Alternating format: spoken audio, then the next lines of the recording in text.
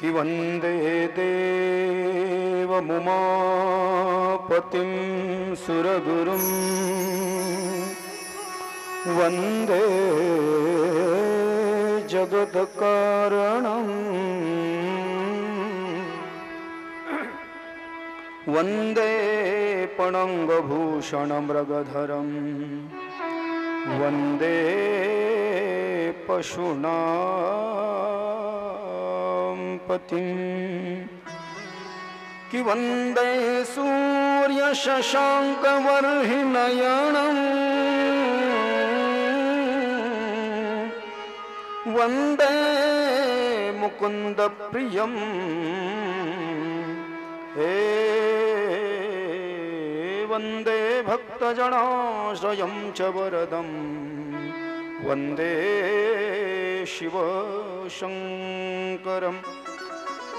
कि वन्दे सर्वजगद्विहारमतुलं वन्देऽन्धकध्वंसिनं वन्दे देवशिखामणिं शशिनिभं वन्दे हरेरवल्लभम्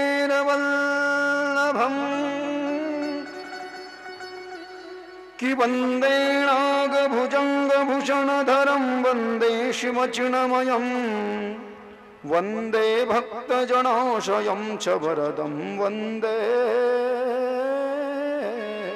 शिवशङ्करम् कैलासराणा शिवचन्द्रमौळि फणीन्द्रमाता मुकुटीजडाळि कारुण्यसिन्धु भवदुःखहारी तुझवीण शंभो मदकोणतारी सच्चिदानन्दरूपाय विश्वोत्पत्त्यादिहेतवेतापत्रय विनाशाय श्रीकृष्णाय वयं नमः। ओं नमो भगवते वासुदेवाय हरये परमात्मने प्रणतक्लेशनाशाय गोविन्दाय नमो नमः। सर्वमङ्गलमाङ्गल्ये शिवे सर्वार्थसाधके शरण्येत्यम्बके गौरी नारायणी नमोस्तुते। गुरुर्ब्रह्मा गुरुर्विष्णु गुरुर्देवो महेश्वरः गुरुः साक्षात् परब्रह्म तस्मै श्री गुरवे नमः। कि अतुलित बलधामं हेमशैलाभदेहं दनुजवनकृशाणुं ज्ञानिनामाग्रगण्यं सकलगुणनिधानं वानराणामधीशं रघुपतिप्रियभक्तं वातजातं नमामि। पवनतनय संकटहरण मंगलमूर्तिरूप राम लखन सीता सहित हृदय बसहु सुरभूप। आइए बड़े प्रेम से भाव से रोज की तरह आज कथा में प्रवेश करने से पूर्व वाणी को पवित्र करने के लिए बैठे स्थानों पर दोनों हाथों से ताली सेवा देते हुए और अपने वाणी से भोलेनाथ का आश्रय ऊपर नहीं करना है, बैठे स्थानों पर वो अलग है भक्ति रस। बैठे स्थानों पर ताली सेवा देते हुए इस भजन से कथा में प्रवेश करेंगे। सभी भक्तगण गाइए। महादेव हरे महाकाल हरे महादेव हरे महाकाल हरे महादेव हरे महाकाल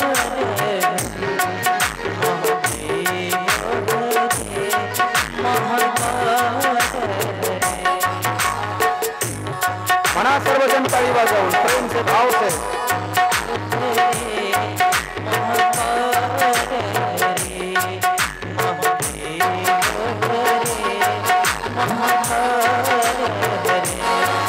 जय जय प्रभु दीन दयालु हरे जय जय प्रभु दीन दयालु हरे दयालु हरे महादेव हरे महाकाल हरे हरे महादेव हरे महाकाल हरे।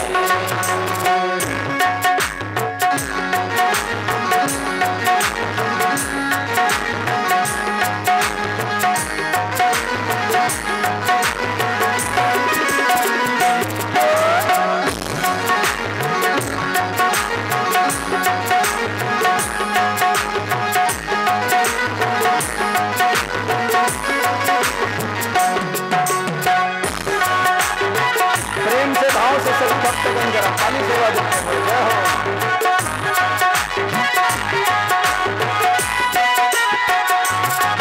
जय हो जय प्रभु दीन दयाल हरे जय जय प्रभु दीन दयाल हरे ओ जय जय प्रभु दीन दयाल हरे जय जय प्रभु दीन दयाल हरे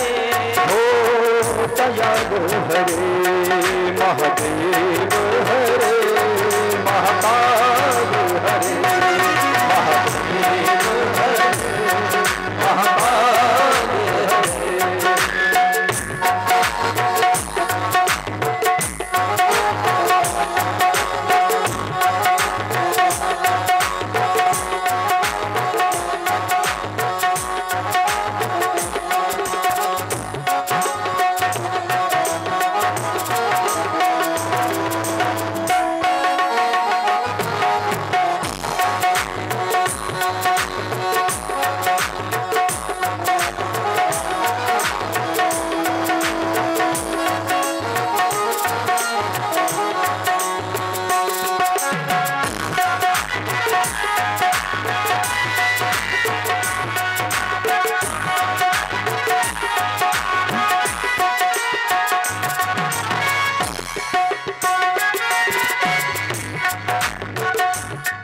जय जय प्रभु दीन दयाल हरे जय जय प्रभु दीन दयाल हरे ओ दयाल हरे महादेव हरे महाकाल हरे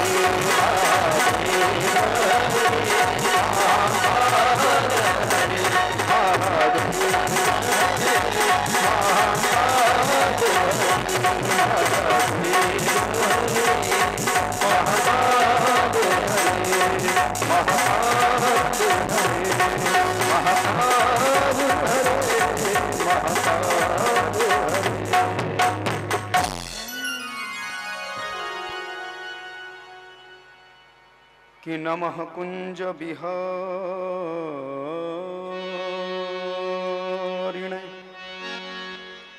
नमः कुंज विहारिण्यै स्वामी श्री हरिदासाय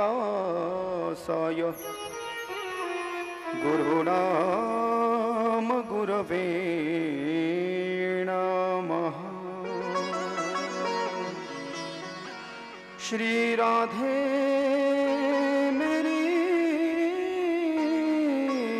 स्वामिनी और मैं राधे जू को दास जन्म जन्म मोह दीजियो श्री चरणन को बास श्री वृंदावन को बास कि भक्त भगति भगवंत गुरु चतुर्नाम वपु एक इनके पद वंदन किए शत विघ्न अनेक कि जय जय श्री राधा रमण जय जय श्री नवल किशोर जय गोपिका चित चोर प्रभु जय जय माखन चोर। सभी भक्तों से अनुरोध है जरा प्रेम से भाव से दोनों हाथ उठा करके भगवान के नाम की जय जयकारा करे। जय की आवाज सभी भक्तों की धीमे से आनी चाहिए। पार्वते पतये हर हर महादेव की जय। द्वादश ज्योतिर्लिंग भगवान की, कृष्णेश्वर भगवान की जय, त्र्यंबकेश्वर महादेव की जय, सोमनाथ भगवान की जय, शिव महापुराण भगवान की जय, वृंदावन बिहारी लाल की जय, सदगुरुदेव भगवान की जय, अपने अपने माता पिता की जय, अपने अपने पितृदेवताओं की जय, सब संतन की जय, आज के आनंद की जय। जय जय श्री राधे, जय जय श्री राधे, जय जय श्री राधे श्याम। पुंडलीक वरदा हरि विठ्ठल, श्री ज्ञानदेव तुकाराम, पंढरीनाथ भगवान की जय, मावली ज्ञानेश्वर महाराज की जय, जगतगुरु संत तुकाराम महाराज की जय, शांति पर ब्रह्म एकनाथ महाराज की जय, अवधूत चिंतन श्री गुरुदेव दत्त दत्त दत्त। श्री राधे। ओम नमः शिवाय। परम मंगलमयी परात्पर अखिलेश्वर भक्तवांछा कल्पतरु, अकारण करुणा वरुणालय, तड़िद्विक विनिंदक पीतांबरधारी, ललित ललाम लौम्ली परिप्लावित, कर्तुम अकर्तुम अन्यथा कर्तुम यद विलक्षणीय स्वस्वरूपात्मकम आदि सत्ता, चित्तसत्ता, परमसत्ता, परिपूर्ण सत्ता, स्वयंपूर्ण सत्ता, अनामिक सत्ता, अव्याहित सत्ता, अबाधित सत्ता, अखंडित सत्ता, अविरल सत्ता, सर्गस्त्यत्यंत कारक मायाते त्रिगुण चक्र चालक, पार्वती हृदय विहंगम, विश्व अंतिम व्यवस्था, भवबंध विमोचक, राजनीति मृच्छेदक, भगवान श्री आशुतोष शिव शंकर की अहेतु की कृपा से, महती अनुकंपा से, पवित्र श्रावण मास की पावन उपलक्ष्य में पूर्व 47 वर्षों से अपने इस पवित्र वाघला गांव में, तालुका वैजापुर, जिला छत्रपति संभाजीनगर, महाराष्ट्र में वारकरी सांप्रदायिक भक्तों के माध्यम से एवं समस्त ग्रामवासियों के द्वारा पूर्व 45 वर्षों से अखंडहरण सप्ताह अविरत चलता आ रहा था। और पिछले 46वें वर्ष में भागवत कथा का आयोजन, और गत वर्ष इस वर्ष 47वें वर्ष में श्री शिव महापुराण कथा का आयोजन। आज कथा का चतुर्थ दिवस है। आज की मंगलमय बेला में कथा में प्रवेश कर कथा के नए नए भावों को स्पर्श करने से पूर्व 3 दिनों से आपके इस गांव में बह रही श्रीमद शिव महापुराण कथा रूपी ज्ञान गंगा, ज्ञानवापी, ज्ञान सागर, ज्ञान कुआं, ज्ञान बावड़ी, ज्ञान झरना, ज्ञान सरोवर, ज्ञान समुद्र, ज्ञान पोखर, इसमें स्नान करने के लिए अतएव वारकरी संतों के चरणों के धूलि के मकरंदों का रसस्वादन रसस्वादन अमृतपान करने के लिए आप और हमारे जैसे समस्त श्रोतृवृंद, सुनने वाले चहिते लोग, भगवान के भक्त चक्रवाक कारंडक पंचों के रूप में इस ज्ञान गंगा की पावन तट पर उपस्थित हो रहे हैं। आज भी जो कथा प्रेमी कथा पंडाल में उपस्थित है वह सभी वेदाध्ययन तत्पर लोक, ज्ञाननिष्ठ तपोनिष्ठ वयोनिष्ठ, ज्ञानवृद्ध तपोवृद्ध वयोवृद्ध, गुणिजनि टालकरी मालकरी वालकरी, नानाविध अन्य सांप्रदायिक मंडली, दृश्य अदृश्य शक्ति, प्रगट अप्रगट चेतनाएं, बाल गोपाल, भक्ति शक्ति स्वरूपा माता बहने, भगवत चरण कमलानुरागी, राजशक्ति, शिव शक्ति, धर्मशक्ति, परमार्थ प्रेमी, माइक सिस्टम वाले, ऑपरेटिंग वाले, विशेष रूप से हरि भक्ति परायण हमारे लक्ष्मण बाबा, उनको भी मैं प्रणाम करता हूँ। हमारे परमादरणीय मित्र, बड़े स्नेही, पुराने, हमारे हृदय के खास है, बहुत बार मिल चुके हैं कीर्तन में, और हरि भक्ति परायण सर्वानंद जी महाराज गिरी, त्रिवेणी आश्रम मनूर, पूजनीय हमारी माता जी भी आज पधारी है। आज भगवान भोलेनाथ का विवाह होना था और उनका सजाना श्रृंगार, वो प्रतिमा उनके सिवाय कोई नहीं बना सकता। हमने उनको विनती की कि आप आज के दिन पधारे। उन्होंने मुझे कहा था कि 5वें दिन करेंगे, लेकिन उनकी बात सत्य हो गई, क्योंकि आज भगवान भोलेनाथ को उनकी विवाह का मुहूर्त पसंद नहीं आया, बदलवा दिया उन्होंने। कल करेंगे, वो आज होने वाली थी शादी, नहीं होगी, कल होगी। अब मैंने पहले देखा भैया कि रहने की और भोजन की व्यवस्था तो आपके गाँव के, मैं कोई नाम नहीं ले रहा हूं, लेकिन उन्होंने व्यवस्था की, आपने की, वो आपके गांव के कुलकर्णी साहब, वो भी सपरिवार पधारे हैं। और कथा के यजमान हौशीराम बापू, निमित्त मात्र कथा के यजमान परिवार हौशीराम बापू गोरे, संतोष पाटिल गोरे और राजेंद्र पाटिल गोरे, और आप ग्रामवासी। Now this present time listening to the my voice for year they all devoted 2 more hours seated at here listening to this some spiritual bhav. Here they all of most dynamic welcome for here everybody. Radhe Radhe, जय श्री कृष्णा, ओम नमः शिवाय, जय माता दी, जय गो माता दी, सगळ्यांना प्रणाम। लग्न जरी नाही झालं आज शंकराचं, ते उद्या होईल। महत्वाचे भाव, आज रुद्राक्षाची कथा आहे, आज भस्माची कथा आहे, आज बेलाच्या पानाची कथा आहे, आज शंकराला नैवेद्याची कथा आहे, आणि पार्थिव शिवलिंगाचं महत्व नदीच्या पाण्याखालची वाळू, एखाद्या वेळेस आपण पैठणला आंघोळीला गेलो की त्याच्या खालची वाळू घ्यायची आणि पार्थिव शिवलिंग बनवायचं, किंवा शेतामध्ये जायचं आणि शेतामध्ये जाऊन शेतामधली माती घेऊन त्यामध्ये पाणी टाकायचं आणि त्याचं एकत्रीकरण त्याचं लिंग बनवायचं, विधिवत त्याचं पूजन करायचं, नंतर त्याचं विसर्जन करायचं. विसर्जन इट मीन्स दॅट पार्थिव म्हणजे पूजा केल्यानंतर लगेच विसर्जन, त्याला पार्थिव असं म्हटलेलं आहे. जसं 10 दिवस गणपती बाप्पा बसतात भाद्रपदामध्ये, भाद्रपद शुद्ध चतुर्थी ते अनंत चतुर्दशी पर्यंत त्याला पार्थिव गणपती पूजन असं म्हटलेलं आहे शास्त्रामध्ये. आणि 9 दिवस ते आपण देवीची स्थापना करतो, घट स्थापना करतो. काही माता माऊल्या घटी बसतात, आराधी बनतात देवीच्या वगैरे वगैरे, तेही पार्थिव शिवलिंग आहे. महालक्ष्मी पार्थिव. शिवमहापुराणामध्ये सूत महाराज तीर्थराज प्रयागामध्ये या कथेचा दिव्य संवाद चालू आहे. गंगा यमुना सरस्वती त्रिवेणी संगमाचा तट, तिथे साधू संत जे भगवान शंकराचा यज्ञ करण्याकरता जमा झाले होते. यज्ञही त्याच देवाचा करावा ज्याच्याबद्दल आपल्याला विशिष्ट माहिती आहे. ज्ञान के भी बड़े प्रकार किए गए प्यारे शास्त्रों में, ज्ञान के भी बड़े विशिष्ट प्रकार किए गए शास्त्र में. अज्ञान, ज्ञान, ज्ञान में का अज्ञान और फिर ज्ञान. ज्ञान के प्रकार है. सामान्य ज्ञान 1, विशिष्ट ज्ञान 2, तत्वज्ञान 3, आत्मज्ञान 4 आणि ब्रह्मज्ञान 5. ये शास्त्रों में लिखा गया. सामान्य ज्ञान 1, सामान्य ज्ञान 1, ज्ञान 2, तत्वज्ञान 3, तत्वज्ञानानंतर आत्मज्ञान. आत्मज्ञान. Vivekananda was said that our subconscious mind directly connected to the God, but when then we are trying to remember to the Lord God from here each and every time. Atmagyan. Atmagyan. It is a great hypnotism. From here when a blood cell directly connected to the our heart, it is called as an heart, and from here started to the blood circulatory system in our internal human body to the. असू द्या, ठीक आहे. इथं नाही चालणार, मला माहिती आहे. ते बाहेर देशात करावं लागतं, ते आम्हाला बाहेर राज्यात करावं लागतं. भावना में थोड़ा सा बह गए. कहने का तात्पर्य तत्वज्ञान, principle, statistic, mathematics to you no.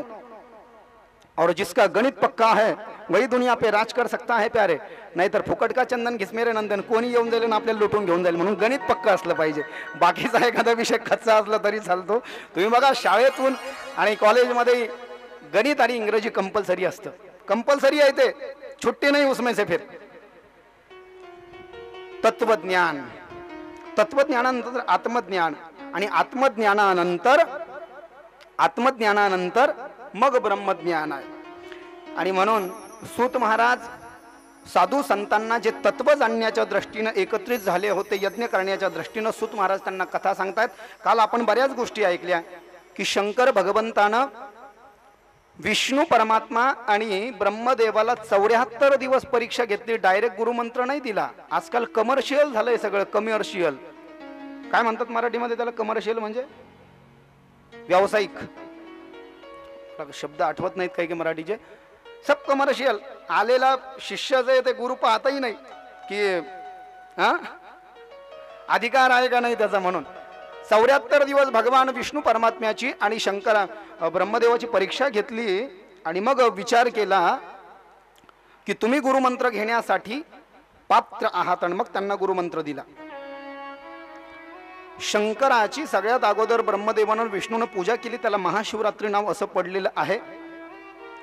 जो गुरुमंत्र दिला, जगात सगळ्यात अगोदरचे गुरु भगवान शंकर आणि जगात सगळ्यात अगोदरचे शिष्य विष्णू आणि ब्रह्मदेव. ओमचा अर्थ त्यांना सांगितला. मी पुन्हा एकदा रिकॅप सांगतो, मला काही श्रोते नवीन वाटतायत म्हणून पुन्हा रिकॅप सांगतोय. अक्षरामध्ये ओम हा बीज मंत्राचा राजा है, अक्षरों का राजा है. और दुनिया में सबसे पहले जिस अक्षर का निर्माण हुआ है वो ओम ही था. उसको सूक्ष्म प्रणव कहा है शिव महापुराण में. स्थूल प्रणव नमः शिवाय है.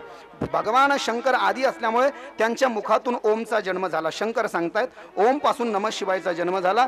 नमः शिवाय पासून सगळे अक्षर बनले, म्हणजे मातृका वर्ण अक्षर बनले. त्या सगळ्या अक्षरांपासून 3 पायाची गायत्री माता, त्रिपदा गायत्री. त्रिकाल संध्या ब्राह्मण लोग करते हैं ना, सुबह उसका रंग अलग होता है, दोपहर में अलग होता है, शाम को अलग होता है, सुबह वो अलग बैठती है, अलग वाहन पे. त्रिपदा गायत्री. गायत्री मंत्रातून वेदांची निर्मिती झाली. वेदापासून उपनिषद, ब्रह्मसूत्र, अंग, छंद म्हणजे एका ओमनं एवढं सगळं बनवलं. त्या ओमचं खूप मोठं महत्व आहे आणि म्हणून पुढे ओमची महती सांगितली आहे. ओम नमः शिवाय हाच भगवान शंकराचा मूल मंत्र आहे, जगाचा विशिष्ट मंत्र आहे. आणि ओम नमः शिवाय या मंत्राला विशिष्ट महत्व शिवमहापुराणामध्ये दिलाय. ओम नमः शिवाय या मंत्राचा जर का 9 कोटी जन्म केलाय, 9 कोटी जप केला, भगवान शंकर सांगतायत. माझा आवाज येतोय ना पाठीमागे? ओम नमः शिवाय या मंत्राचा जर का 9 कोटी जप केला तर माणूस पंचभूतावर विजय प्राप्त करू शकतो. पंचभूतावर, आकाश, पृथ्वी, आप, तेज, वायू, 9 कोटी जप जर का केला तर त्याच्यावर विजय प्राप्त करू शकतो. आणि 36 करोड जर का जप केला ओम नमः शिवायचा, किती? 36 करोड. ऐकायला सोपं वाटत असेल पण करायला गेल्यावर 10 माळी करणं सुद्धा अवघड आहे. 9 करोड़ यदि जप किया जाए ओम नमः शिवाय षडाक्षर मंत्र का, तो पंचभूतों पर विजय प्राप्त कर सकता है आदमी. शिव जी कह रहे हैं ब्रह्मा और विष्णु जी से, और सूत जी इस कथा को सभी संतों को तीर्थराज प्रयाग में बयान कर रहे हैं. आणि 36 करोड़ जर का जप केला तर माणूस सगळ्या योगांना प्राप्त करतो. बहुत प्रकार के योग है ना, गीता में उसका वर्णन आया है. योगस्थः कुरकर्माणि संगम त्यक्त्वा धनंजय. त्याच्यामध्ये घुसायचं नाही, व्याख्या लांबत जाईल. पण सगळ्या पद्धतीचे योग माणूस प्राप्त करू शकतो. सगळ्या पद्धतीचे योग 36 करोड़ जप जर का त्याचा केला तर. पण याच्यामध्ये एक समस्या अशी आहे की ओम नमः शिवाय, ओम नमः शिवायला षडाक्षर मंत्र म्हटलाय. ओम ओम नमः शिवाय षडाक्षर, आणि ओम काढून टाका, बीज मंत्र काढून टाका. हा ओम नमः शिवाय जर का गुरुच्या मुखातून नवरा बायकोनं सोबत गुरुमंत्र म्हणून घेतला असेल तर म्हणायला चालेल. अदरवाइज माता माऊलीने म्हणू नये असं शास्त्र सांगताय. कोई भेदभाव नहीं, कोई पासलिटी नहीं, ध्यान दे करके सुनना, गलत हो जाएगा. नमः शिवाय का जप करना है माता बहनों को. माता माऊल्यांनो तुम्हाला नमः शिवायचा जप करायचा आहे, ओम म्हणायचं नाही. तुम्ही म्हणाला असं कहून मग, आणि आमचे घरचे म्हणतील ना आम्ही कहून नाही. मग त्याचं कारण आहे का ना, हे काही नुसतं आध्यात्मिक कारण नाही, याचं वैज्ञानिक कारण आहे. अध्यात्म आणि विज्ञान एकाच नाण्याच्या 2 बाजू आहेत. शास्त्रज्ञांनी हे सिद्ध केलंय की 50 वर्षाच्या आत ज्या माता माऊलीचं वय आहे, शास्त्रज्ञ सांगतायत 50 वर्षाच्या आत ज्या माता माऊलीचं वय आहे, तिनं ओम म्हणू नये. म्हणायला काही कारण नाही आहे. ओम हा बीज मंत्र आहे, बीज मंत्राचा राजा आहे. आणि बीज मंत्र स्त्रियांना निषिद्ध सांगितलंय शास्त्रामध्ये. उदाहरण जर का पाहिजे असेल तर आपल्या लक्षात येईल. दैत्यगुरु शुक्राचार्य देवानांच ऋषीनांच गुरुकांचम सन्निभम बुद्धिभूतम त्रिलोकेशम तम नमामि बृहस्पतिम. देव आणि दैत्यांचं युद्ध वारंवार होत असायचं. त्या युद्धामध्ये देव जिंकायचे आणि राक्षस हारायचे. म्हणून जिवंत राहिलेले राक्षस भगवान शुक्राचार्यांना शरण गेले आणि शुक्राचार्यांना म्हणाले कुछ बंदोबस्त करो, ऐसे से तो हमारी भावकी खत्म हो जाएगी, मिट जाएंगे सब. शुक्राचार्य भगवान शंकराकडे गेले आणि भगवान शंकरला म्हणाले, भगवान शंकर मुझे ऐसी विद्या दो जिससे मैं मेरे शिष्यों को जीवित कर सकूं. माने कि आप मुझे अमृत संजीवनी मंत्र की विद्या दो. भगवान शंकराला वाटलं आलेल्या भक्ताला तर नाही म्हणू शकत नाही, तो राक्षस असो किंवा देव असो, परंतु हा याला जर का मी वरदान दिलं अमृत संजीवनी मंत्राचं तर हा काय करेल, देवता मेहनतीनं राक्षसांना मारतील आणि हा राक्षसाला जिवंत करत सुटल, आहे की नाही. मग द्यावं तर लागेल. पण लेकिन देर आए दुरुस्त आहे, आज नाही सब दिन ढाई कोस अशी एक म्हण आहे हिंदीमध्ये. सब दिन ढाई कोस म्हणजे रेंगाळत राहायचं, आज नाही उद्या, उद्या नाही परवा, असं रेंगाळत राहायचं. सब दिन ढाई कोस, देर आए दुरुस्त आहे.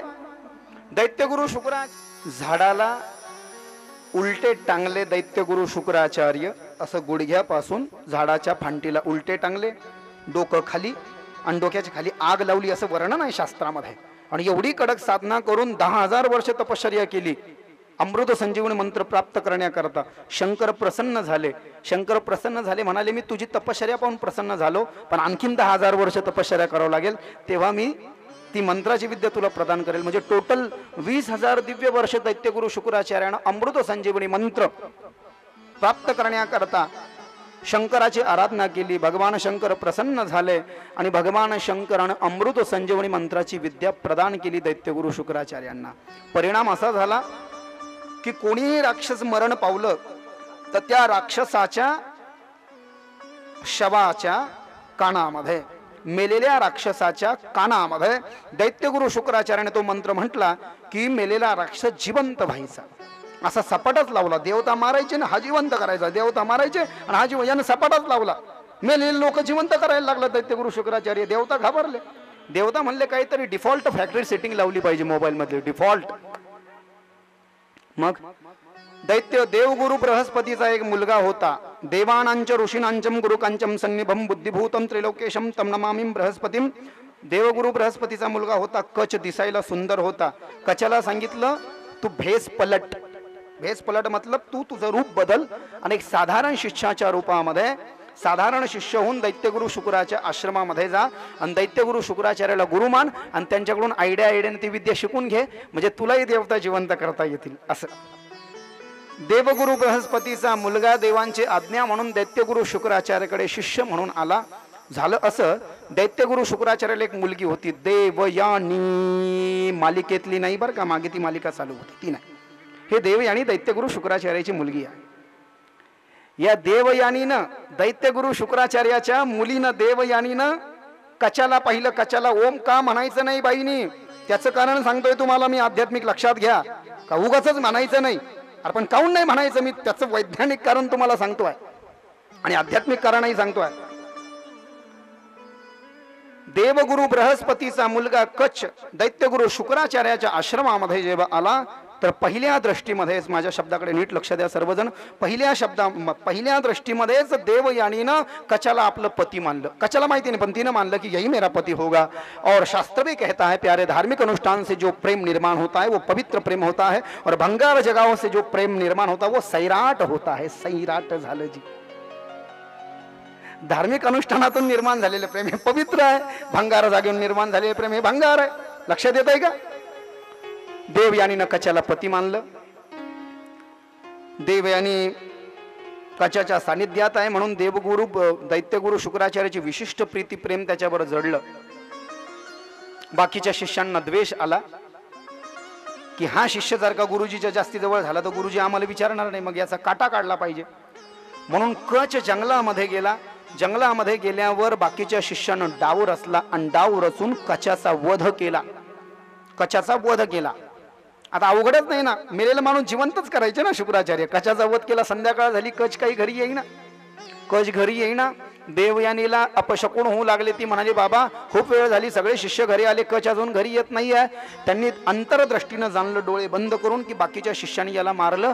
मग त्याला घरी आणा बाबा. बसल्या जागेहून अमृत संजीवන मंत्राचा प्रयोग केला कचावरती. बसल्या जागेहून दैत्यगुरु शुक्राचार्यांनी कच मेलेला कच जिवंत होऊन घरी परत वापस आला. अरे गुरुजी याला जिवंत करतात, दुसरी सेटिंग लावू.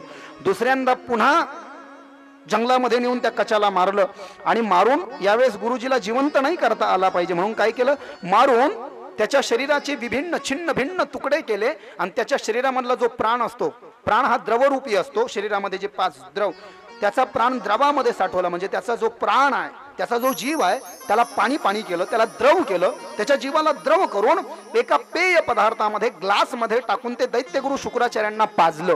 म्हणजे मेलेला कच दैत्यगुरु शुक्राचार्याच्या पोटातच डायरेक्ट.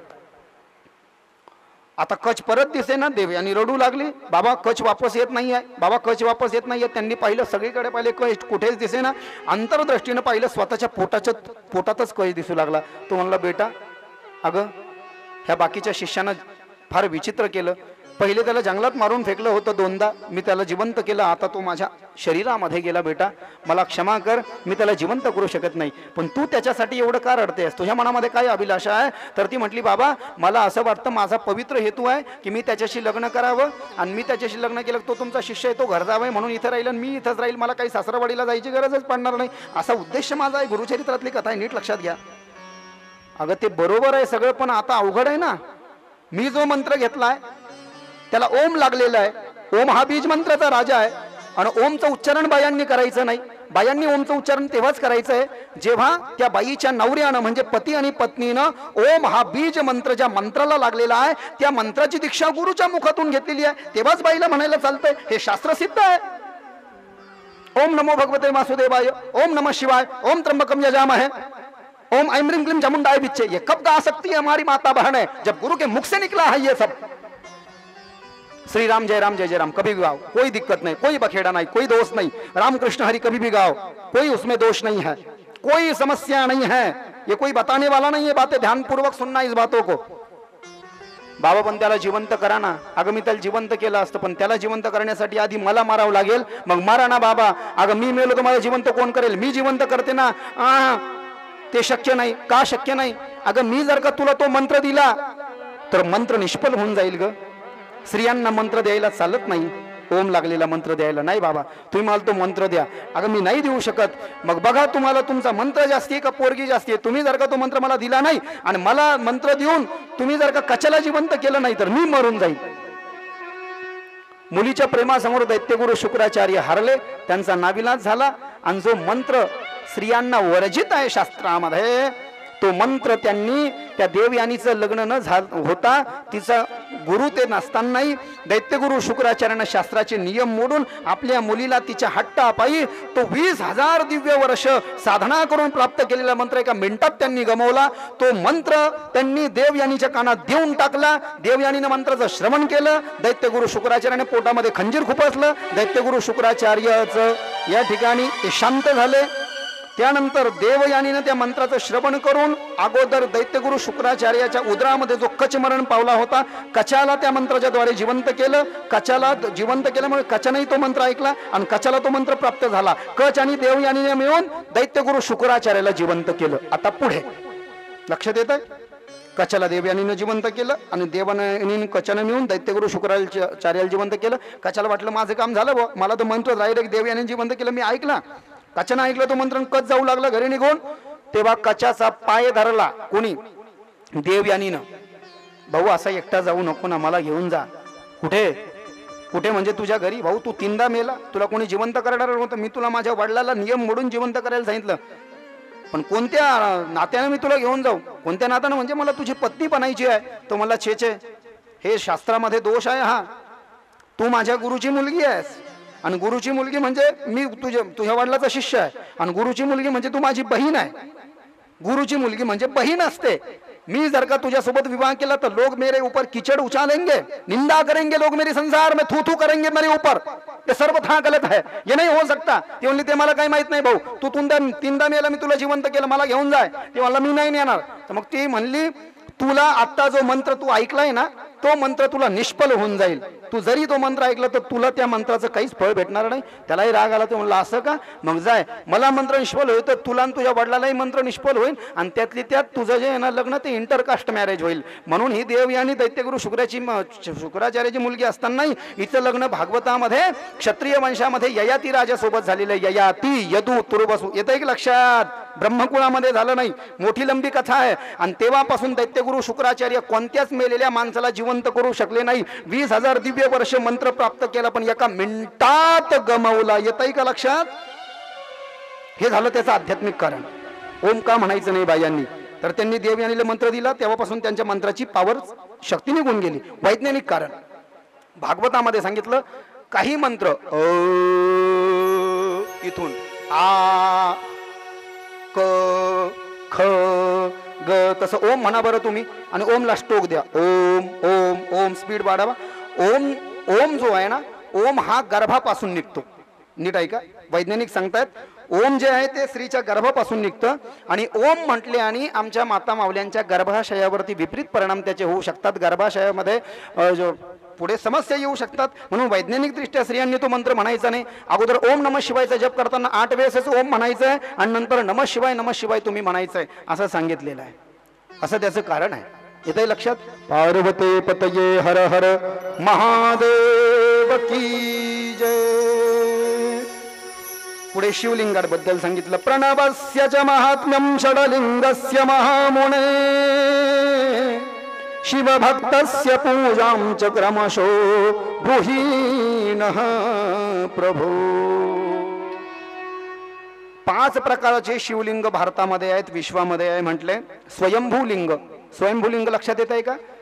जसं महादेव जगामध्ये सगळ्यात आधी पहिले लिंग जेव्हा बनून आले दत्त जयंतीला, ते स्वयंभू म्हणजे खाली पातातून निघाले होते.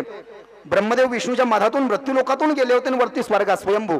त्याच्यानंतर काही लिंग असे जमिनीतून वरती आलेले आहे. जसं उदाहरणार्थ आपल्या खुलताबादचे भद्रा मारुती तुम्ही ऐकलंय का? खुलताबादचे भद्रा मारुती डायरेक्ट जमिनीतून वरती आले अशी मान्यता आहे अशी.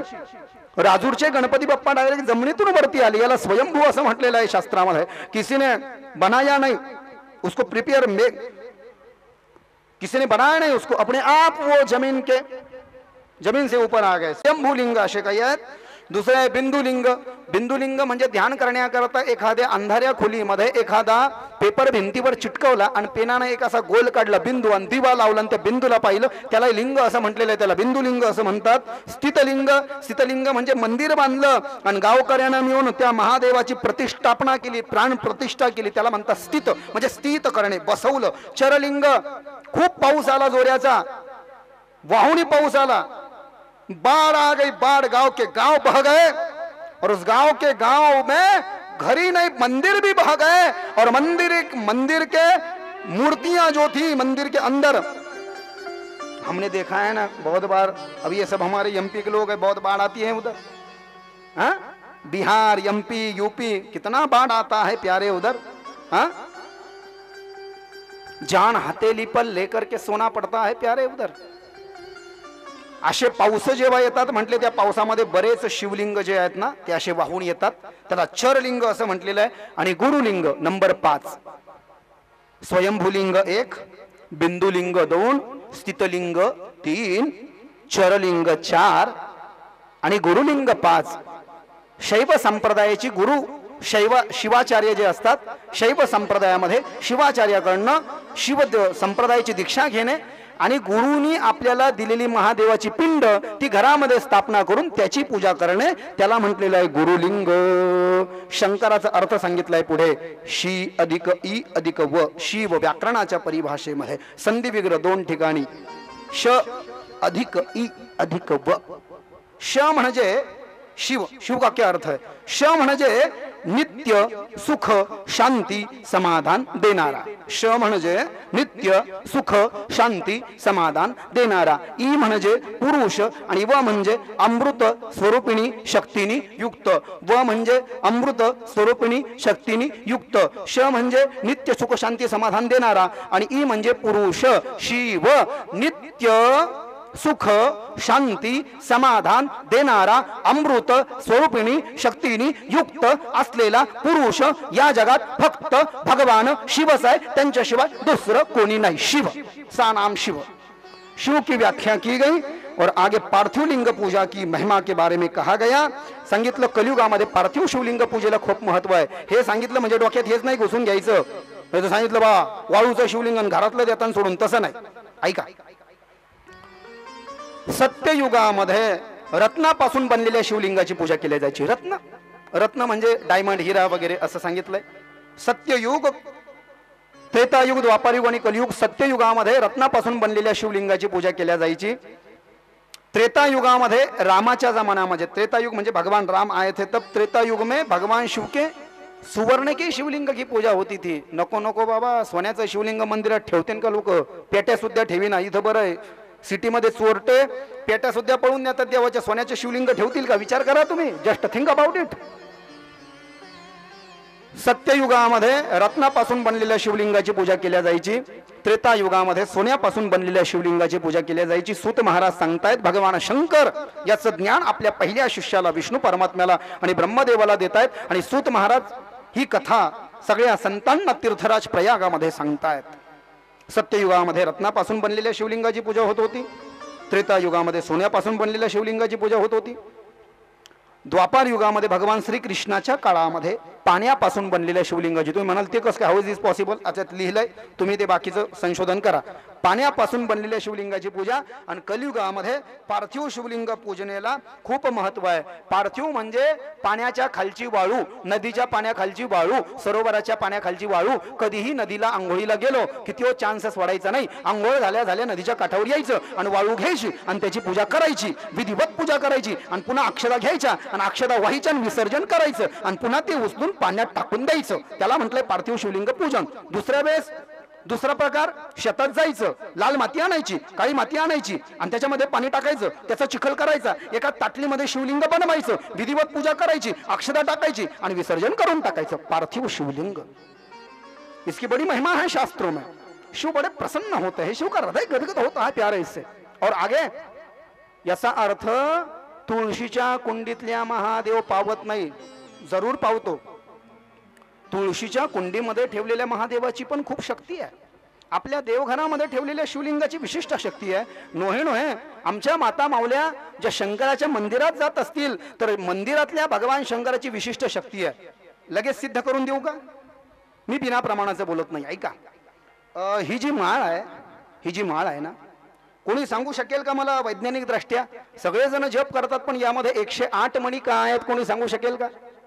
याच्यामध्ये 27 काय कोणी सांगू शकेल का? जप तर सगळेच करतात, तसं पाणी बी सगळेच घालतात तो महादेवाला, भसन बी सगळेच लावतात, पण का? याचं काही कारण असलं पाहिजे ना, विनाकारण नसतं असं। महादेवाला बेल का आवडतो त्याचं काही कारण असलं पाहिजे, का उगाचच? याच्यामध्ये 108 मणी आहेत, काय कारण आहे याचं? याचं कारण असं सांगितलंय आहे का कोणाला माहिती? याचं कारण असं आहे, ॲस्ट्रॉलॉजिकली अँड द न्यूमरोलॉजिकली, ज्योतिष्य शास्त्रीय दृष्ट्या आणि अंकगणित शास्त्रीय दृष्ट्या विज्ञान एवढं प्रगत आहे, त्याला ॲफेमॅरिज असं म्हटलेलं आहे सायंटिफिक लँग्वेज मध्ये। ॲफेमॅरिज म्हणजे पुढच्या 300 वर्षाचं, नीट ऐका, ॲफेमॅरिज म्हणजे इट मीन्स दॅट, ॲफेमॅरिज म्हणजे पुढच्या 300 वर्षाचं, 2024 पासून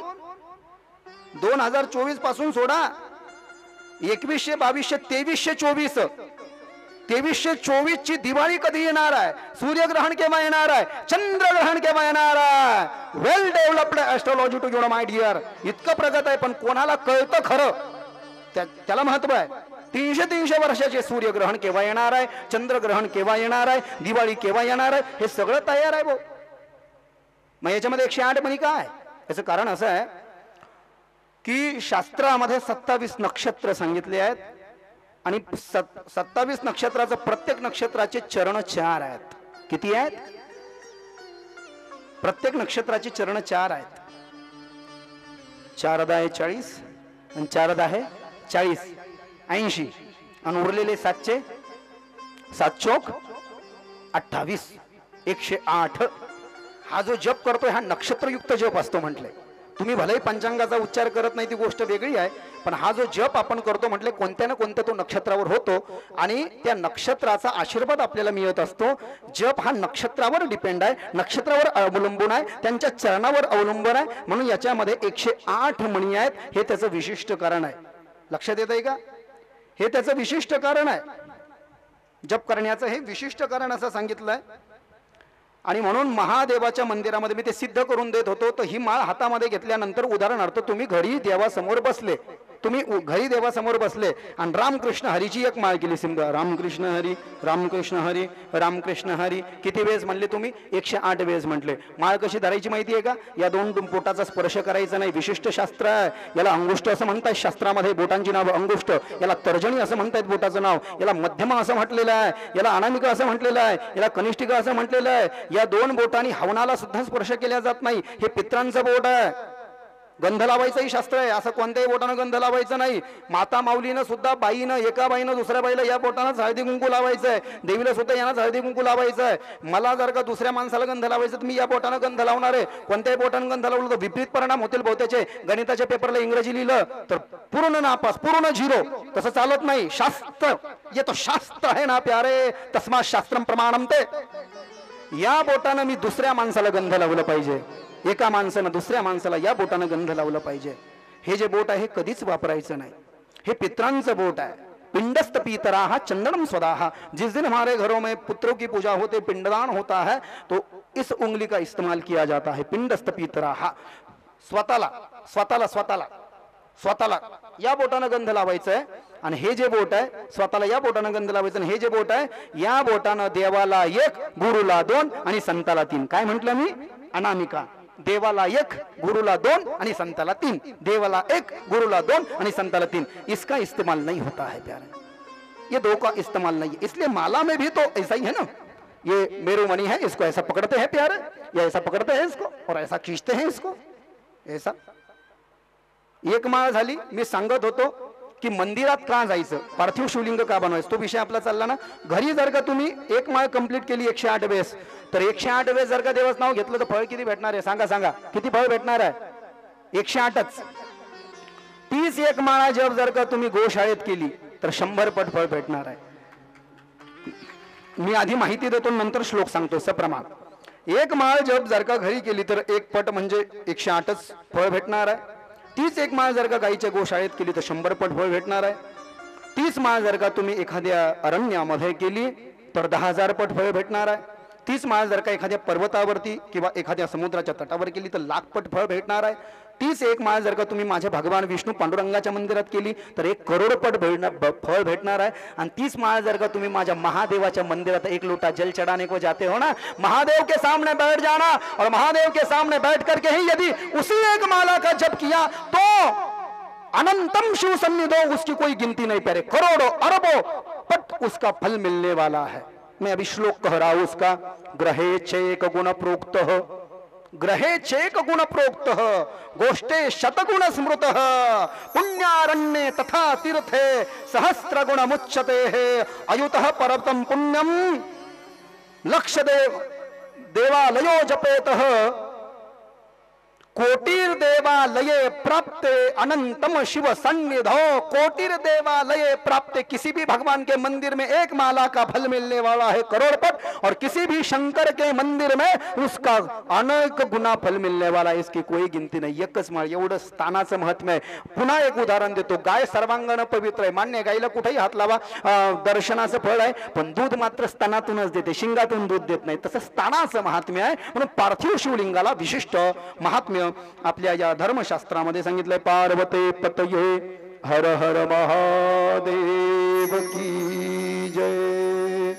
पुढे पार्थिव शिवलिंगाचा शास्त्रशुद्ध विधी सांगितलाय. कोणाला माहिती आहे शास्त्रशुद्ध विधी पार्थिव शिवलिंगाचा? कोण कोण करते इथे ते मला आधी सांगा हात वरती करून. आणि कोणी कोणी केलंय हे पार्थिव म्हणजे वाळूचं शिवलिंग कोण कोण बनवतं गावात? तर कधीच नाही बनवलं अजून. अथ वैदिक भक्तानां पार्थिवारचां निगद्यते वैकेणैव मार्गेण भुक्ति मुक्ति प्रदायिनी. सूत्रोक्त विधिना स्नात्वा संध्यामगत्वा यथा विधि ब्रह्मयदनं विधायादो ततस्तर्पणमाचरेत. शास्त्रशुद्ध विधी त्याचा असा आहे की रस्त्यानं जाताना, उदाहरणार्थ आमच्याकडे, आता मला इकडचं माहिती नाही, प्रत्येक एकादशीला 24 एकादशापैकी कमीत कमी नाही 24ला पण शुक्ल पक्षातल्या प्रत्येक एकादशीला बरेच वारकरी गाडी करून पैठणला आंघोळीला जातात. आहे का तुमच्याकडे हो नियम? आमच्याकडे आहे. मग तिथं गेल्यावर लोक काय करतात, पैठणची आंघोळ करतात आणि तिथं ते महादेवाला ते पैठणच्या गोदावरीच्या खालची, नदीच्या खालची वाळी घेऊन काठावर महादेव करायचं काही सोडित नाही बुवा.